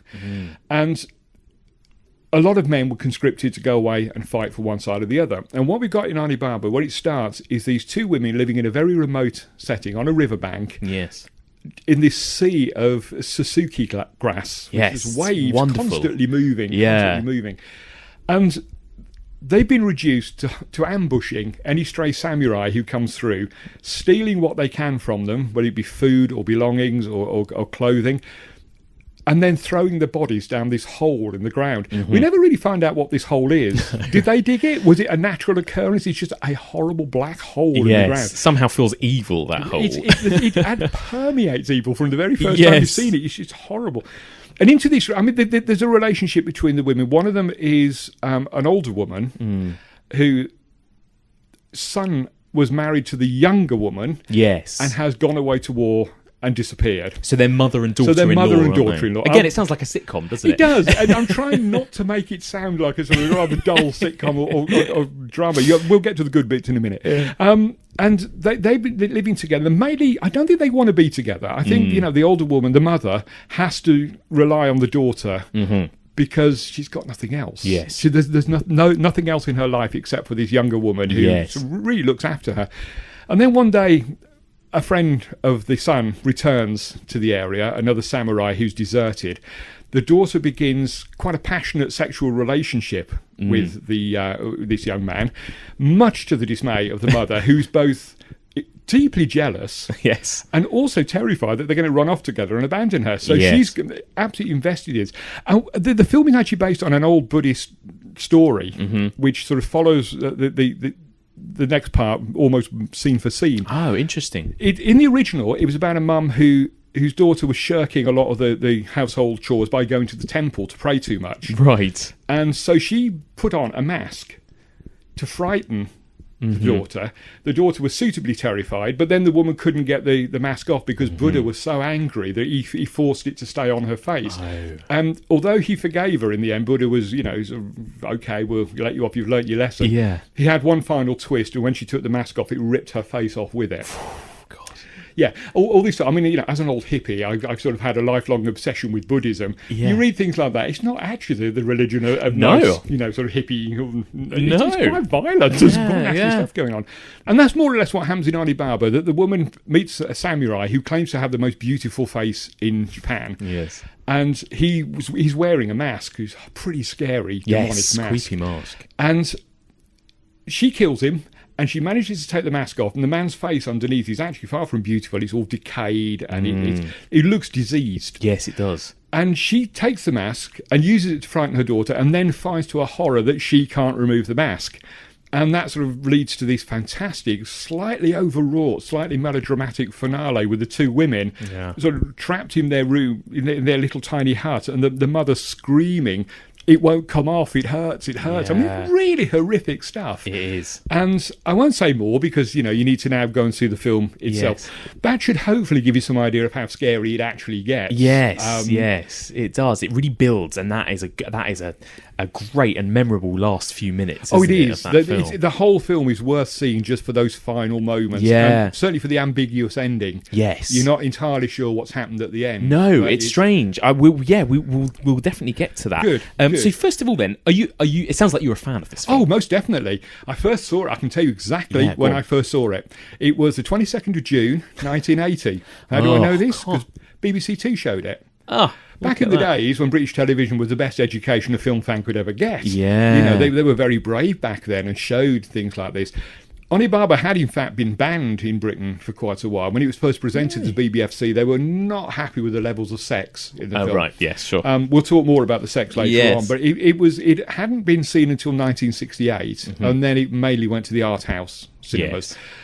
And it had turned up, as we do when we're younger, we're first getting into these things. We read all the books, we read all the magazines, And this word, Onibaba, kept popping up. Yeah. And there were those great stills you always saw of the mask. Yeah. And you just thought, this is quite possibly the best film ever made. And it turned up late in June 1980, no doubt on a sweltering hot day like this. Yes. Stayed up late to watch. I mean, it's just over, sort of the anniversary, isn't it? Yeah. And it was, I was just blown away by it. Yeah. To be fair, up until then, I think my only contact with Japanese cinema had very likely been King Kong versus Godzilla, which showed up a lot when I was a kid, and you couldn't get two more diametrically opposed films than this. And so just seeing this film, with the pacing, as you mentioned, that caught me by surprise. It was beautifully bad. And every single shot, even at the time, I remember that if there was a way to photograph off the screen, and this is how long ago this was, you could have photographed any single shot from that film, framed it and hung it on the wall, because it is beautifully composed, every single shot. I agree. And the lighting, the way it's lit, lighting, especially at night, it's beautiful, The director is Kaneto Shindo, who had got a reputation at that point of lots of very sort of socially meaningful films. He'd grown up in poverty, and this had affected him a great deal. So he made a lot of films about the iniquities in Japanese society. And I think when Onibaba was released, I think people were quite surprised. Why is Shindo doing this? Yes. But of course, you look at it, and he's still doing the same thing. He's still looking at poverty and the role of women in society, and all of that stuff is still there that he was interested in. He was just framing it as a horror film, so it was a whole different light. But he was always criticised in his early part of his career for not being much of a visual stylist. That he was very good at bringing across all the social justice parts of it. Yeah. But visually, not so great. I think that must have changed overnight when Onibaba came out. I mean, like you say, his use of lighting. He does this in a couple of his films where they'll be out in the outdoors at night, and suddenly there's a beam of light which comes from nowhere. It's not the moon, it's not a passing UFO or anything, it's just there. And this is possibly from theatrical tradition, this may be from the no theatre tradition or something, but he uses that a lot in Onibaba, and he uses that really well for some scare scenes as well, when you first see the mother with the mask on, and she's in amongst the reeds, and suddenly just this beam of light just hits her and just picks her out in this pool of light in the darkness. It's wonderful. Really scary stuff. That's another thing I love actually about a lot of Japanese cinema and Japanese horror. It feels like, even though this isn't supernatural, they have no interest in trying to be gritty realism. Not at all. They will have random beams of light, strange stylistic kind of shots or performances or whatever. Things might not completely add up or make sense, but it all just adds to the atmosphere. Of course, and one of the great examples I've always used with this one is in Ring. Yes. That in the American version, this is a slight sidetrack. Please forgive me. Carry on. In the American version, there's a whole load of nonsense about horses. Yes, trying to explain the videotape. Exactly. All that, in the original one, there's a wonderful moment where the estranged husband says to his ex-wife, "I'm a bit psychic." And she goes, "Oh yeah, okay." And he's like, yeah, okay. In the American version, we have to explain every single thing. And in this one, I'm just psychic. Yeah, okay. And that's a real thing with Japanese films. They don't need to worry about whether people will believe any of this stuff.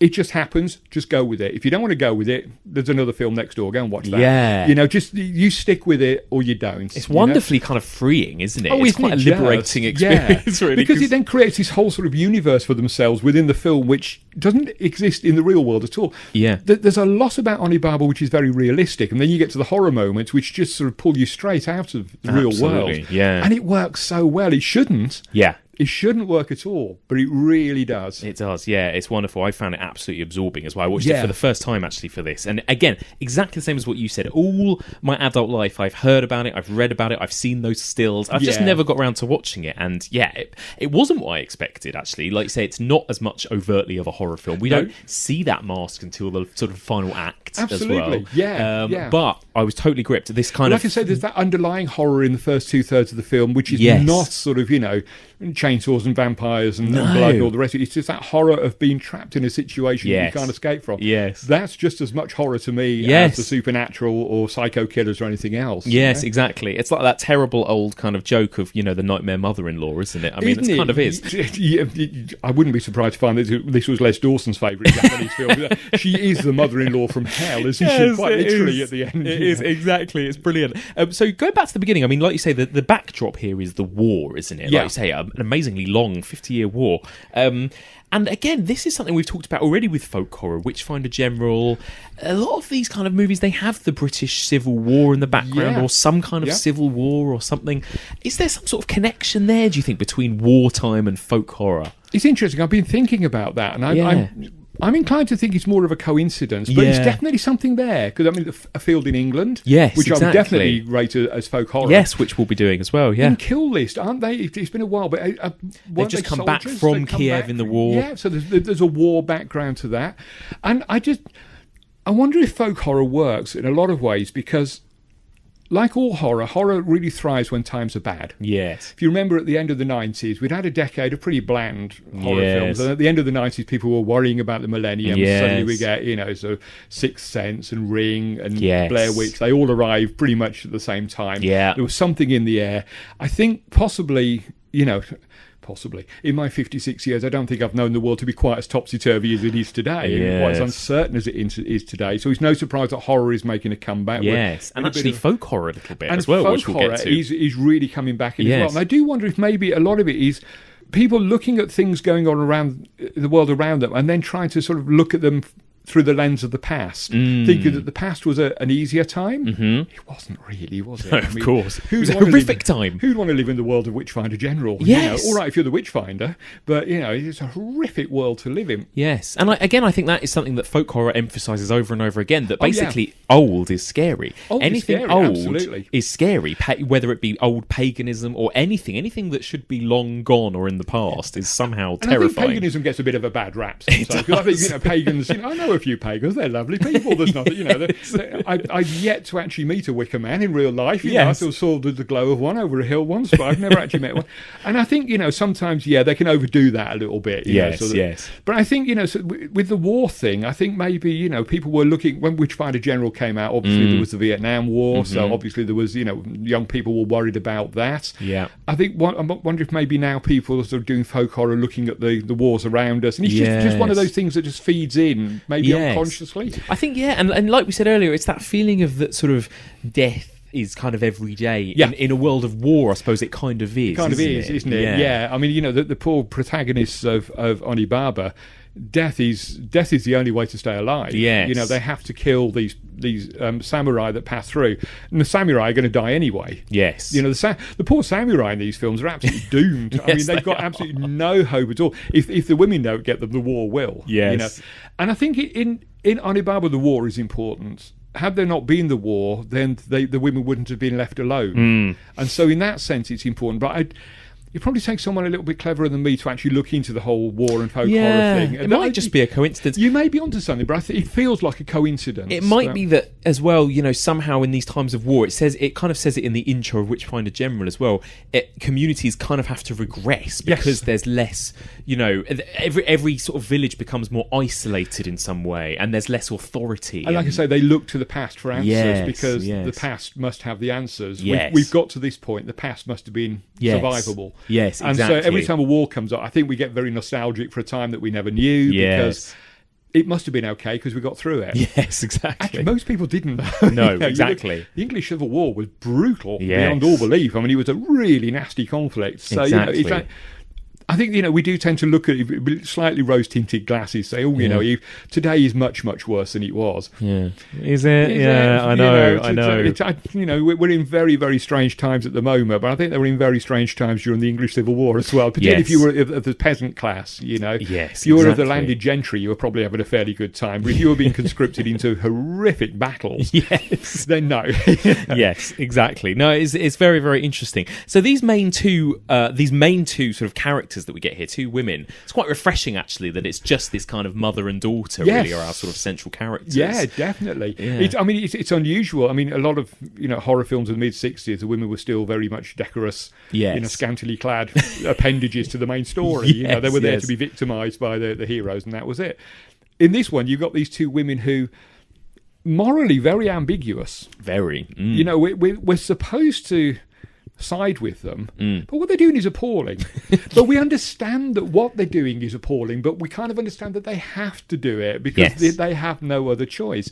And it's very interesting the way your feelings fluctuate backwards and forwards throughout the film. Completely, yeah. Do we really trust these women? Do we like them? Yeah. And I wonder if because famously they don't have names. Yes, they're only mother and daughter even in the script. Yes, very interesting. And I wonder if perhaps that was Shindo's way of, in a way, sort of distancing us, the audience, a little bit from them. He's saying, this is horrific what they're doing, and he lets them off the hook in a way. He doesn't point a finger, he doesn't wag fingers at them. He understands they have to do what they're doing. But I wonder if maybe the fact that we don't know their names gives us that little bit of distance. Yeah, it does feel that way, doesn't it? It does, doesn't it? It kind of almost feels like this could be going on in any little pocket at this time, That's right, in any village. It's absolutely. just another wife and mother. Exactly, they're just mother A, mother B. That's it. Every village, this is happening all over Japan at that time because this is just the way it was. And Shindo was very good, actually, with very strong female characters. It was a bit of a trademark of his. He became increasingly, I was going to say obsessed. That would paint a wrong picture of him. Fascinated with women's sexuality, with sex in general, but women's sexuality in particular. And Onibaba was one of the first examples of that. Where we do. I think one of the reasons the BBFC didn't like it is that the daughter is actually quite. She's not a victim in any of this. She's not an innocent bystander. She's quite up for this right from the minute she meets the guy. And she's a very equal partner in it. And I think that was, in 1964, that was probably a little bit, she's a little woman who should be staying at home being told what to do. Yes. She's actually quite, she knows what she wants and she knows how to get it and she's quite happy to go and do it, It's so interesting. And again, it's like, again, with a lot of these folk horrors, look at The Wicker Man and all of the kind of the sex and stuff on display in that. And even in some of these others, it's an interesting thing because obviously these were made, back in the 60s and 70s.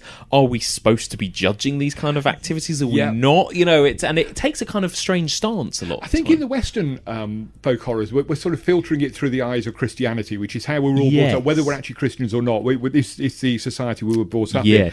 And where sex is very much a dirty thing that we shouldn't be involved in. It's like the kind of slasher morals, isn't it? It is, isn't it? Have sex and die. Yeah. And it's very much, obviously the Wicker Man, it's used to sort of highlight the differences between Howie, who's very stiff, very upright, very, and the whole thing, with Brit Eklund dancing and the girls jumping naked through the fire. He's more shocked by that than he is by the young girl going missing. That upsets him more. The girl going missing is just a case he has to deal with. He's genuinely personally offended by that stuff.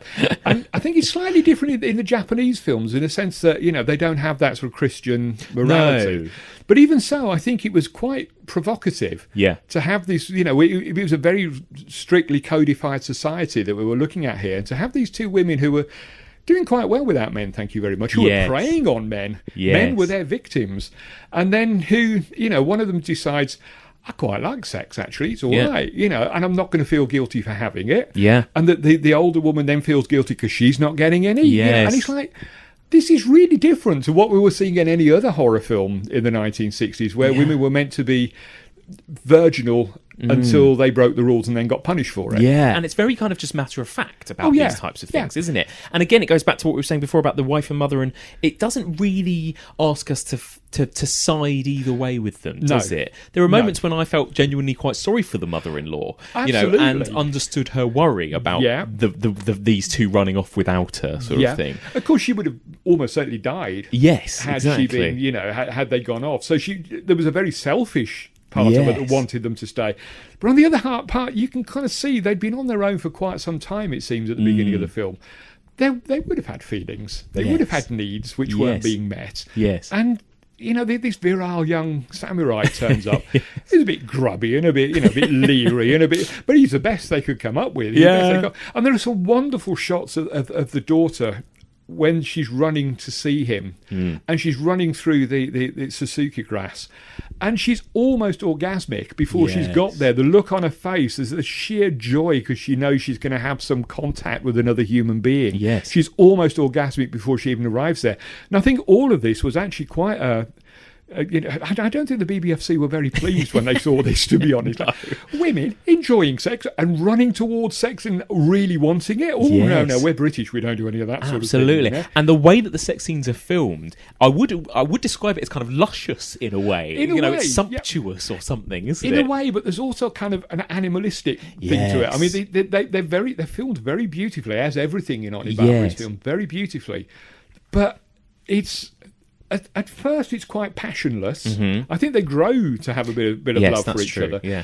But it is it's really sort of, you have to remind yourself this was 1964. Yeah. You'd expect to see scenes like that in 1984. Yeah. But 1964, they were quite, It was full on, wasn't it? It's not hardcore, but it's quite explicit for its time. Absolutely, and the way it's filmed, the way it's presented as being guilt-free. Yes. That I think was the key, that this was guilt-free sex. The daughter had... even when her mother-in-law is starting to sort of henpeck her a little bit about it, totally unrepentant, totally unapologetic, and why should she be? Yes. And that was Shindo's stance. She's having sex with this guy. Why not? Yeah. And again, it kind of goes back to this idea of sort of back to basics with folk horror. People are just animals at the base. That there is a real feeling of that with a lot of these movies. Even when you go on to things like Texas Chainsaw Massacre, and the way that the victims are basically treated like cattle. Yes. And Deliverance, look at the pig scene. There's a lot of kind of strange animal comparisons and animal symbolism. It's a stripping away, isn't it, of what we think of as being the veneer of civilization. That we like to think, we're far beyond all that. Yes. There's that old saying, isn't it? You're never more than 3 meals away from a revolution. It's right there under the surface. We will engage in all this kind of behaviour at a drop of a hat. It's just we don't, because we're being held together by this veneer of civilization. Yes, exactly. As soon as you remove that, as soon as you're sort of, and maybe that's where the war thing comes in, because war is about as uncivilised an act as possible. Yes, it strips all that away. Absolutely. Yeah. When you're engaged in a war, everything else goes out the window. And maybe that's what's happening in Onibaba, that whatever morality was there before, the fact that this is a country fighting itself, where's the morality now? Yes. And things like Texas Chainsaw Massacre, where's the morality of leaving people to struggle in poverty? Exactly. Again, in Onibaba, that comes through, doesn't it?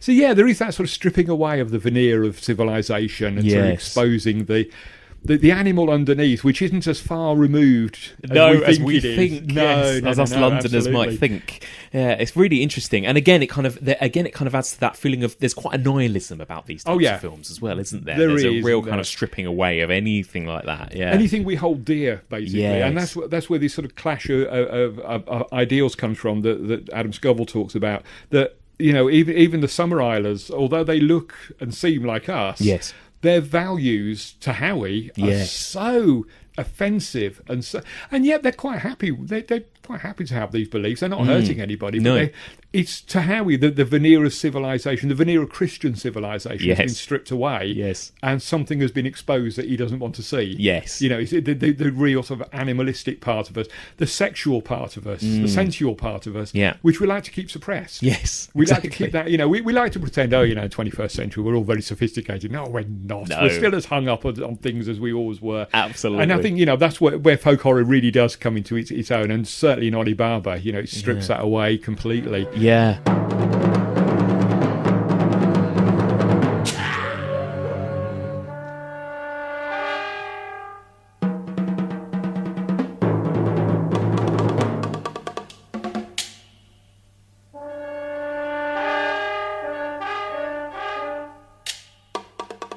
I want to ask you about the music. The music is kind of sparingly used, but so powerfully used, isn't it? It is. It was written by a guy called Hikaru Hayashi, who worked with Shindo quite a lot. He was a go-to composer. And if you haven't heard it, brace yourself, because it is a bizarre soundtrack. Yes. Like you say, it's not used very often, but when it does come in, it's this kind of weird blend of jazz, which you don't expect. There's cacophonous drumming, and strange natural sounds. Yes, there seems to be a sound of a pigeon occasionally in there. Yes, there is. And there's these strange grunts and howls, and sort of almost human but not quite. Yes. And I think it is brilliantly deployed throughout the film. That you have these long moments of silence, broken only by the sort of the wind rustling through the reeds. Yeah. And, they get these strange conversations between mother and daughter-in-law, which are quite stilted at times, and are quite sort of distance, and then suddenly you just get this onslaught from the soundtrack. It's brilliantly well done. It's just, it really is. I think, you know, I've said this before, and I've said this in I think in the last time we spoke, that a lot of modern filmmakers could learn from guys like this. Yeah. You know, when it's all, these days it tends to be wall-to-wall soundtracks. Yes. Just tone it down a bit, guys. Yeah. Just rein it in a little bit. Use it sparingly. And in Onibaba, it's very much used as punctuation. It is, that's right. Which that's is how right. film music should be used. It's very much used to sort of signal, here comes something that you're not going to like. You know, so this is the quiet bit. You can sit and listen to this, but hang on, the drumming started. Here comes something you're not going to like looking at. That's right. And that's really, really effective, the way he uses it. Fantastic work. Yeah, it's really wonderful. Yeah, and it's. I think it makes you notice it more. It absolutely, Yes.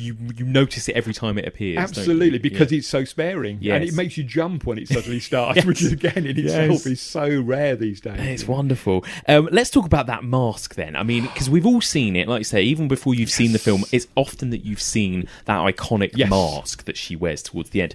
Do you know where the design from that mask came from? Did it come from anything? It does indeed. It's a Hanya mask. From the No Theatre, you know, which is a long tradition Yes. of theatrical presentations in Japan. And it's meant to represent a female demon that's been driven mad or driven to become a demon by jealousy or obsession. Ah, interesting. Which, There of you go. course, ties in beautifully Yeah. with what we've got in the film. It also represents female rage and pain. Again, Perfect. absolutely perfect. Now, Shindo knew what he was doing. He's no Yeah. fool. He chose it. He read this Buddhist story. Yes. He'd probably seen a No Theatre presentation of this story. Yeah. And it all fell into place. You know, Yeah. this mask is perfect. And Shindo makes really great... I mean, the mask is wonderful. Yeah. You see it, and it's unforgettable. It really is. And what's so clever about it, Shindo uses one of the chief characteristics of the mask. If you actually watch it carefully, when you see it face on, it looks really menacing. Yes. Really scary. You've only got to alter the angle very slightly. If it's looking down or you Yeah. take it from the side, it looks very sorrowful, very Yes, sad, it rather does. pathetic. Yes. And at the end, he makes fantastic use of this. When we first see the mask on the mother, Yeah. it's seen full on. She leaps up out of the grass and she scares Yeah, the great daughter-in-law. shot, yeah. Brilliant. Actually, one of the great moments of, Yes. of horror history, I reckon, that single shot. Yeah. And it's a very scary image. At the end, when she's in pain and she's regressing everything she's done, we get side-on views of the mask. Yes. And it looks really agonised, and it's a very clever design, and it's designed deliberately to do that, so the no performers could then just literally by tilting their head or bowing their head could change the characteristic of this mask. Oh, it's so interesting. And Shindo uses that perfectly all the way through the scenes that we see it. Yes, and it just exactly, and it's like what we keep saying about this mother-in-law character, that she's this kind of sympathetic monster in a way, Yeah. isn't she? You know, She's doing the right things, but going about it the wrong way. Yes, you know what I yes, mean? yes. She's protecting herself. She's trying to protect her daughter-in-law, but she does it by putting on this horrible mask and frightening her, and then Yeah. she gets her comeuppance. Yes, you know. yes. And one of the interesting things is, slight spoiler. Stick your fingers in your ears yes, if you haven't that's seen right. the I'm film going to yet. do a spoiler warning at the beginning. Please go and watch the film. Just Exactly, exactly. Ignore me and just don't listen to me dribbling. Go and watch the film. It's much better. But at the end, we're not entirely sure when they get them out. They do take the mask off. And we see underneath her face is even more decayed and horrible Yes. than the man she stole it from. It's not clear if that's just a skin disease that she's picked up by wearing the mask, that she's been transmitted by this guy, Yes. or whether that's actually some supernatural force. That this is a sort of representation of the moral decay that's overcome her. Yeah. Very clever, leaves it ambiguous, and then of course there's another ambiguous bit of ending after that. Haven't given away the whole of it, but so that mask is hugely important, yet it appears so very briefly in the film. Yeah, you're right, and it's so true because absolutely there could just be some biological reason why she ended up with the same condition as Absolutely. him. In my head, though, I do think of it more as that kind of fairy tale mythic Yes. stance of it's demonic in some I think way. that's what or it's Shindo was the- looking for, that you could have that ambiguity, that if, like us, you're horror film fans, you're going to see it as a sort of, a manifestation of the supernatural. Yes. This is your comeuppance. It is. This is you everybody, even in Japanese horror films, have to be punished at some point for Yeah. their transgressions, and this is your punishment. And I think if you're not particularly into horror films, you could just see it as as a skin disease that was transmitted through the mask. It still works. Yeah, it does, and it almost again feels like even not as a horror movie, but almost as just like a kind of a fairy tale, folk tale kind Yeah. of story almost, doesn't it? Absolutely, it's a fable. Yes, isn't it? a It's a folk fable, fable, exactly, and it yes. just happens to have horror elements in it. Because everything, you like say, it's got so much to it, and yet it feels very simple actually at its core, doesn't it? It's deceptive, isn't it? Very basic. It's But one of those obviously films. not. I think you think more about the film after you've seen it, Yes. than you do when you're watching it. You're watching it, you're absolutely wrapped by how beautiful it is and by how, sort of how clever the plot is and everything. And you're just watching these sort of three characters, aren't you? It's just It is. It's three characters. There's one other character I think we see is the like the local fence, isn't it? That's the guy, right. and there's a couple of ill-fated samurai that turn up Yes. along the way, including the guy with the mask. But really, it's just those three characters. Yes.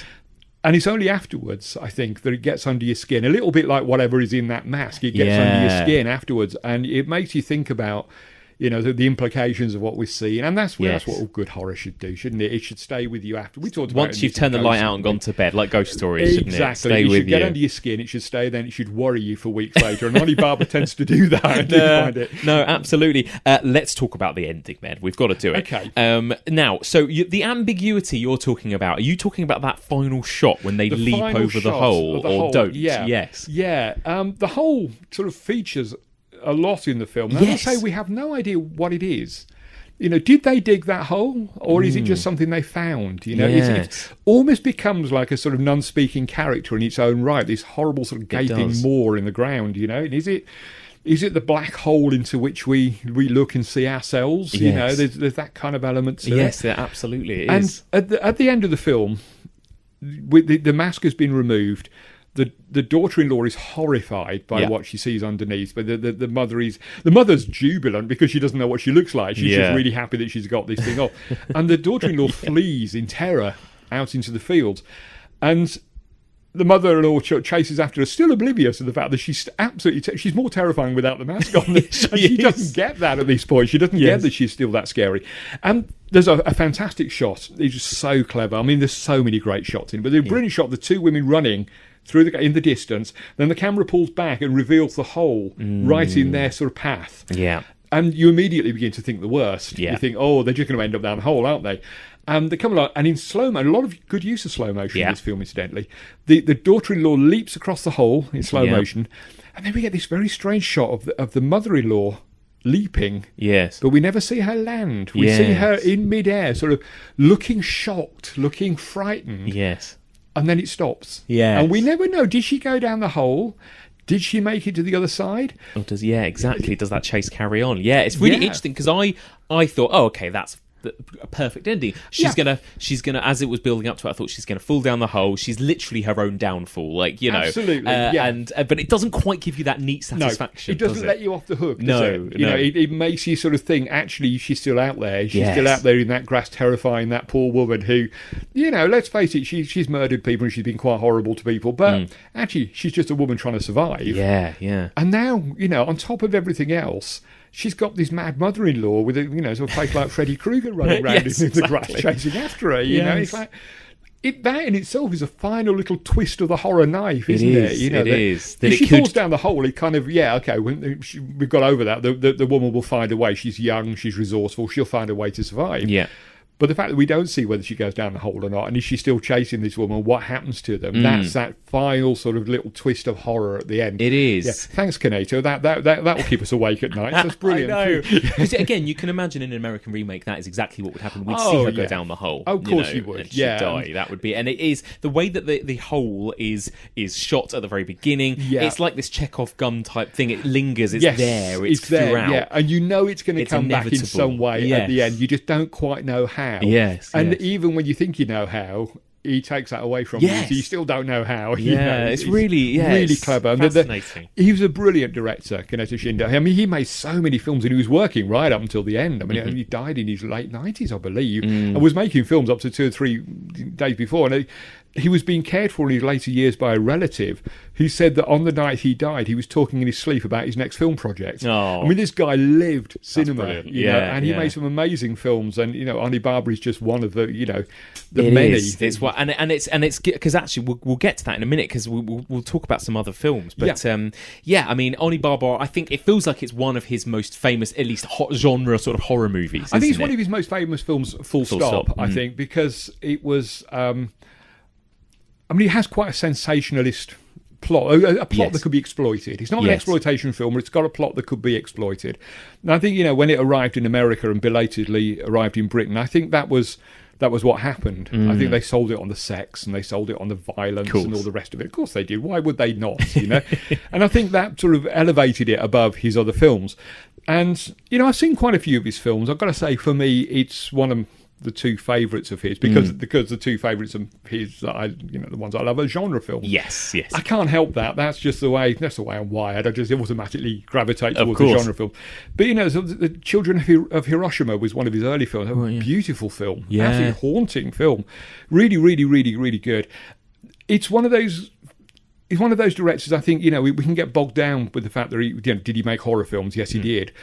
But I would encourage people to go and have a look at some of his other stuff as well. It may not be to everyone's taste, but I think, he's a director that had an awful lot to offer and a lot to say. Do you think so? It's been, 50 plus years since Onibaba. Does it still hold up? Has anything about it dated? Not at all. I think, like all good period pieces, it doesn't date because it looks, Yes. I think, people coming to it now look at the sex and the violence and think, 1964, really? Yeah. So it's very much ahead of its time in that respect.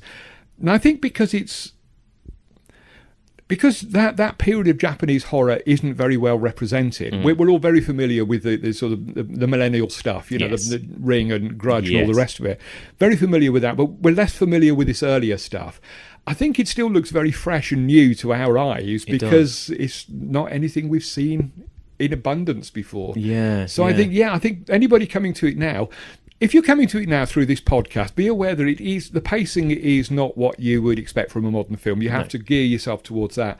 But I think you will be pleasantly surprised at how modern it feels, how modern some of the ideas in it are, particularly the presentation of women in the film. Yeah. I think it was well ahead of its time in that respect. Definitely. Yeah, I 100% agree. And so let's briefly then, if people did want to, and we won't talk about anything else in kind of depth or spoilery depth, but any other kind of additional texts, I suppose, in terms of if anyone else is looking for sort of Japanese folk horror type titles or anything similar. How long have we got? Yeah, I'm going to restrict you to a few. Well, the first starting point should be Kuroneko, which was another Kaneto Shindo film.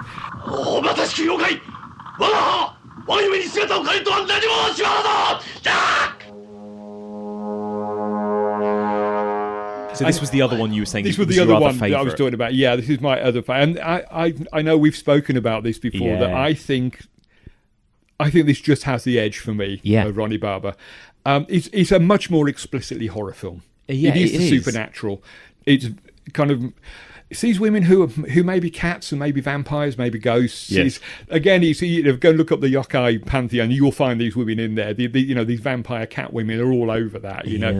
It's very similar to Onibaba. It's set in in feudal Japan. It's about samurai. It's about two women who are living in an isolated area. Yeah. The table is slightly turned in this one, in the sense that they're being hunted by the samurai. Yeah. There is a very uncomfortable, prolonged gang rape scene, which I should warn people about. Yes, which is kind of how it opens. It's kind of how it opens. Yeah. It's very difficult, I think, for men to talk about rape scenes in films, full stop. But I think, I would probably make an excuse for this, because it kind of sets up why the women become what they become. Yes. Well, it's actually something that, again, we're going to go into it in a bit more depth when we talk about movies like Straw Dogs and a few others within this folk horror strand. Actually, even if looking at Witchfinder and Blood on Saints' Court, rape, for some reason, is quite a big part of a lot of these films in a strange way. And again, it's a very primal thing. An animalistic, it's primal. Animalistic. It's a stripping away of everything that we hold dear. Yes. We have... quite rightly, this idea that sex is consensual and it's romantic and it's loving, and underneath it all is this, in all of us, there's this horrible monster who will do these appalling things because they can. Yes, exactly. And that's what the samurai are doing in Kuroneko. They're not doing it for any other reason other than they can. They're men with power, and so they will abuse these women. Unfortunately for them, the women then get power. Albeit supernatural. They turn into cat vampires, and they get the samurai get their comeuppance. It is a beautiful film. And it is. I think again, people will look at it now and think, actually, this was made in the 1960s, but this whole sort of wire fu sequences, and the stuff that was way ahead of its time. Yes. Well, do you know what? This is the one thing for me. I actually prefer Onibaba to this. And maybe I had high expectations for this one because I knew, this is more of an out-and-out genre movie. Yes, Maybe I yeah. expected it to be like Val Lewton's Cat People or something. I think maybe I had in my head that it was going to be a little bit more schlocky for some reason, and actually it isn't. It's very there's a what feels like a big chunk in the middle where it is this kind of waifu samurai movie. Exactly. Or something, isn't Yeah. it? And Yeah. it is. I mean. Yeah, it's not schlocky. It's No, not, not at all. This is not Andy Milligan we're talking about here. Yeah, We're talking yeah. here about a master of cinema, Yes, who yes. genuinely knew what he was doing. And, both films are very, what people, I guess, would call arty. Yes. I hate that word, actually. I know, it's because terrible, isn't it? All It is films terrible. are arty to it. Even Andy Milligan films are art in their own little way. But, I think, it's a shortcut. We can say they're arty. They're Yes. sort of... He takes so much care over each individual composition. Yes. And he takes so much care about every element of the film, from the plot to the photography to the music to the costumes. And it looks stunning. It absolutely both does. films do, don't Yeah. they? And they are very much of a pair. I think, a double bill of Kuroneko and Onibaba would do you very, very nicely for Yeah. an evening, I think. They're both beautiful films. And they almost look like they could be set in the same world, the same place. It's almost like these like cottages are next door to each other. They're almost sequels to Yes, each other, aren't they? yes. In a strange sort of way. Yeah. And maybe it is, maybe like you were saying earlier, that in every village there's these two women. Yeah. And maybe in the village down the road, those two women just happen to be, vampire cat ghosts. Vampire cats. Yeah, it's definitely worth checking out, especially if you love Onibaba. It's a great kind of companion piece. Yes, to definitely, that, isn't it? definitely, It's really interesting. Lovely. Any others? There are a couple of other movies now. There's one I wanted to bring up because I've still not seen it yet. Kwaidan. Now, again, I know we talked about this briefly when we talked about ghost movies, and a lot of people have mentioned it in relation to folk as well. Yeah. Where do you think it belongs? It's right on the borderline. Yeah. Smack on the borderline. It's definitely a ghost story. It's an Yes. anthology of, 4 or 5 stories. I can never remember. Yes. One of the stories definitely has traces of folk horror. It features the Yuki Onna, which is a sort of a ghost woman who, if I remember right, that's the one that appears in the snow. Right, okay. And, only comes out and preys on usually on men. In the see how much more progressive these films are. Yeah, I know. And she only comes out, when it's snowing and attacks people. And there's a story in there based on the Yuki Onna. Great. So yes, there is actually a folk horror element to it. It is primarily a ghost film, but then sort of ghosts. Like I was saying at the beginning of this, we've manufactured ghost stories. Yeah. Other cultures, ghosts are very real. They're much more part of the fabric of their folklore than they are for us. So. It's a very fine line, isn't it, between the two? Like I said at the beginning, it's a very slippery beast, It this is, folk horror it thing. is, It's absolutely. very new, really, in a lot of ways. Although it's been around for a very long time, people haven't really sort of paid much attention to it until recently. And so I think it's taking a little while to sort of gain traction. I mean, we could be several years away before we actually have a proper workable nail what it definition is. of it. Yeah. But I don't, that's what I kind of like about it at the moment. It's not, it's kind of, there are grey areas, as we said earlier. And it kind of feels like we're all kind of learning as we go when we talk about these films, which is quite nice about Absolutely. it. Any other titles you want to mention? Any other recommendations? Indeed, there's a film. Actually, I'm going to recommend a film which isn't a horror film. Yeah. But it ticks all the folk horror boxes, which I think plays right into this whole sort of slipperiness of the genre. Film by Hiroshi Teshigahara. Please, I apologise to any Japanese speakers out there. I've been mangling your beautiful language all evening, and I apologise. It's these are names and film titles that I've had in my head for decades, and I've never said them out loud to anybody, so this is the first time I've ever spoken them. But Teshigahara made this film called Woman in the Dunes. Oh yes, I've heard of Which this. is an absolute masterpiece of Japanese cinema. It's not a horror film. It's never talked about as a horror film, and you could never be mistaken for one. However, if you look at the basic plot, it's about a school teacher who goes out into the dunes looking for insects, because this is his hobby, and he gets lost. And he gets held captive by a strange group of villagers who've got weird plans for him involving a local widow. Oh, okay, yeah. Tick, tick, tick. Sounds pretty folk this is horror, folk horror, isn't it? It's Yeah. not a horror film. Right. But it touches on the sort of the main areas of folk horror. So, I mean, that one I would highly recommend as a film in its own right. But have a look at it, because maybe this is the first step to actually having it brought into the folk horror canon. Who knows? Yes. Got Ugetsu, of course. Yes, which this is one that's been brought up quite a lot, actually. Yeah. People have asked me about. Yeah, Ugetsu. Which is a fabulous film. He sort of deals a lot with sort of forbidden love between humans and spirit world and so on. And very atmospheric, black and white, like a lot of these films were. Yeah. Very atmospheric, definitely worth checking out. And then we got this thing by Nobuhiko Obayashi called House. Yes. House.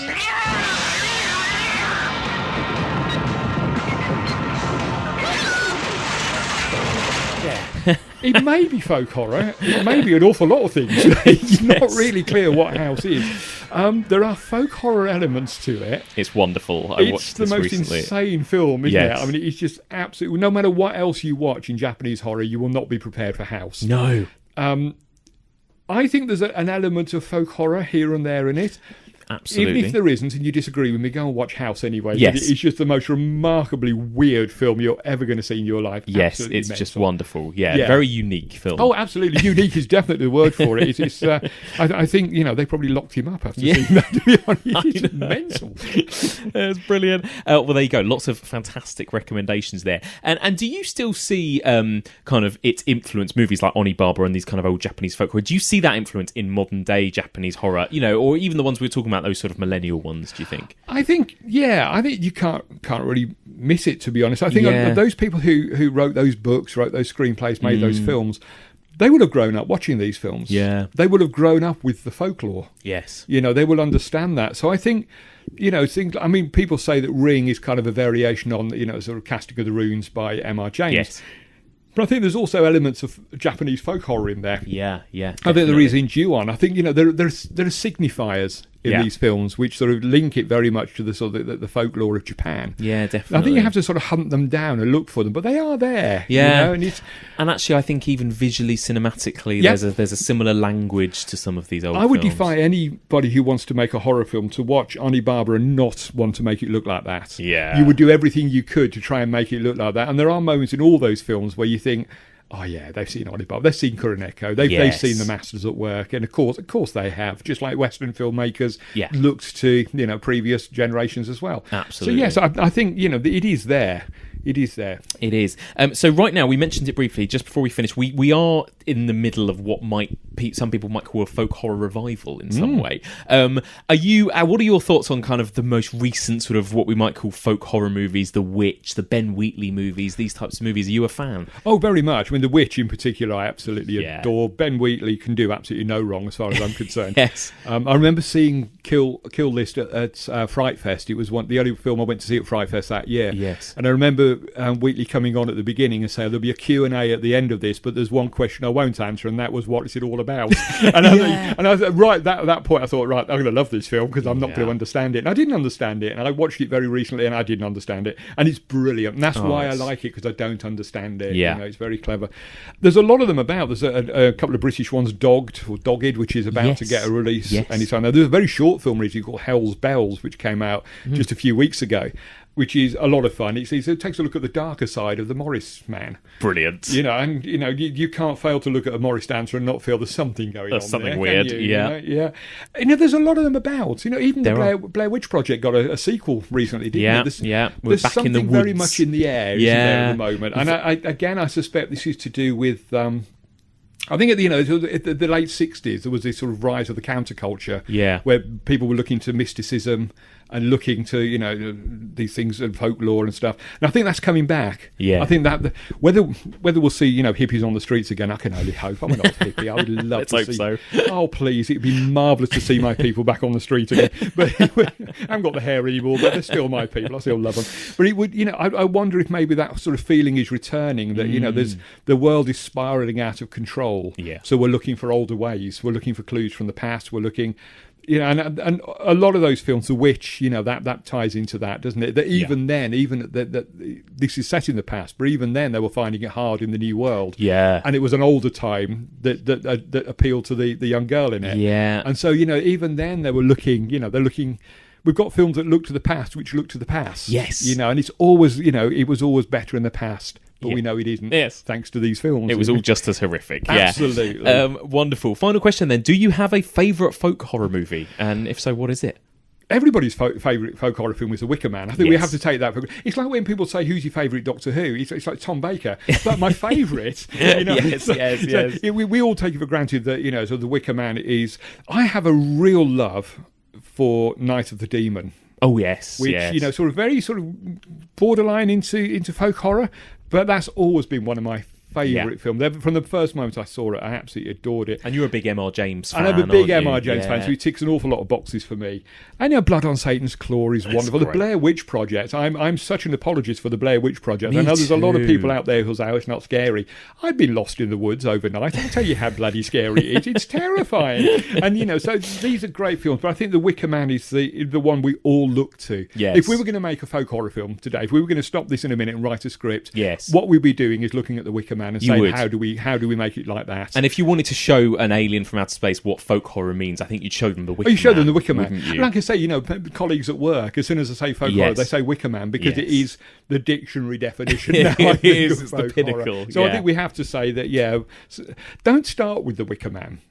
Don't start with Onibaba, actually, or Kuroneko. Start with some of the others. Yeah. Because once you've watched those, Yes, where else exactly. do you go? You don't want to peak too soon. Don't want to peak too soon. So don't start with Onibaba. Start with Ugetsu. Start with, these are great films. Start with them, work up. So. Absolutely. Kev, thank you so much for joining me. Been a once pleasure again. to be here again. Just tell us a little plug. Where can people find you if they want to find stuff you've written or find you on social media, that kind of thing? I have my website, Yes.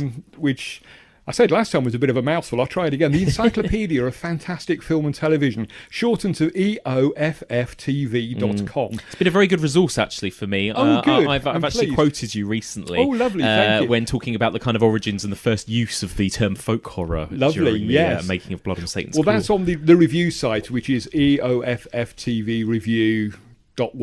If you look Just up to make it EOFF even longer. Yeah, if you look up EOFFTV review, you'll find it. And I Yes. try to put up stuff most days on there. There's ramblings and dribblings. But we had a whole folk horror month. Yes, you've written about lots of there's 30 odd obscure folk horror horrors films as well that I've never heard of. So it's really interesting. So hopefully people will be able to find something of interest there. And I'm on Facebook, I'm on Twitter. Come and say hello. All the usual places. People don't, but come and say hello anyway. I'm not as scary as I look, honestly. I'm quite a nice guy. Thank you so much. Thank you.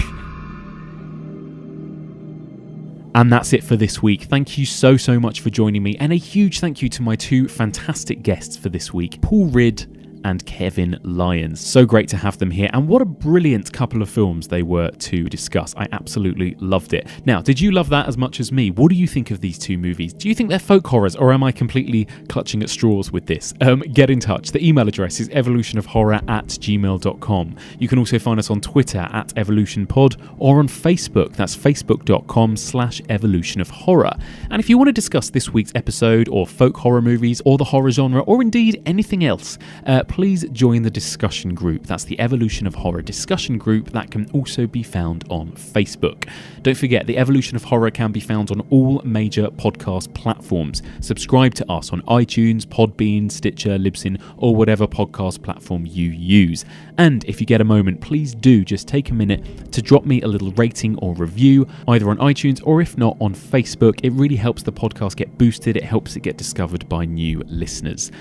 So, onwards and upwards then. Next week we are going to continue our journey around the world. We've done Eastern folklore, we've done Western folklore, and now it's time to take a little look at Nordic folklore. We are going to be looking at two movies by one of the most legendary directors in the history of cinema.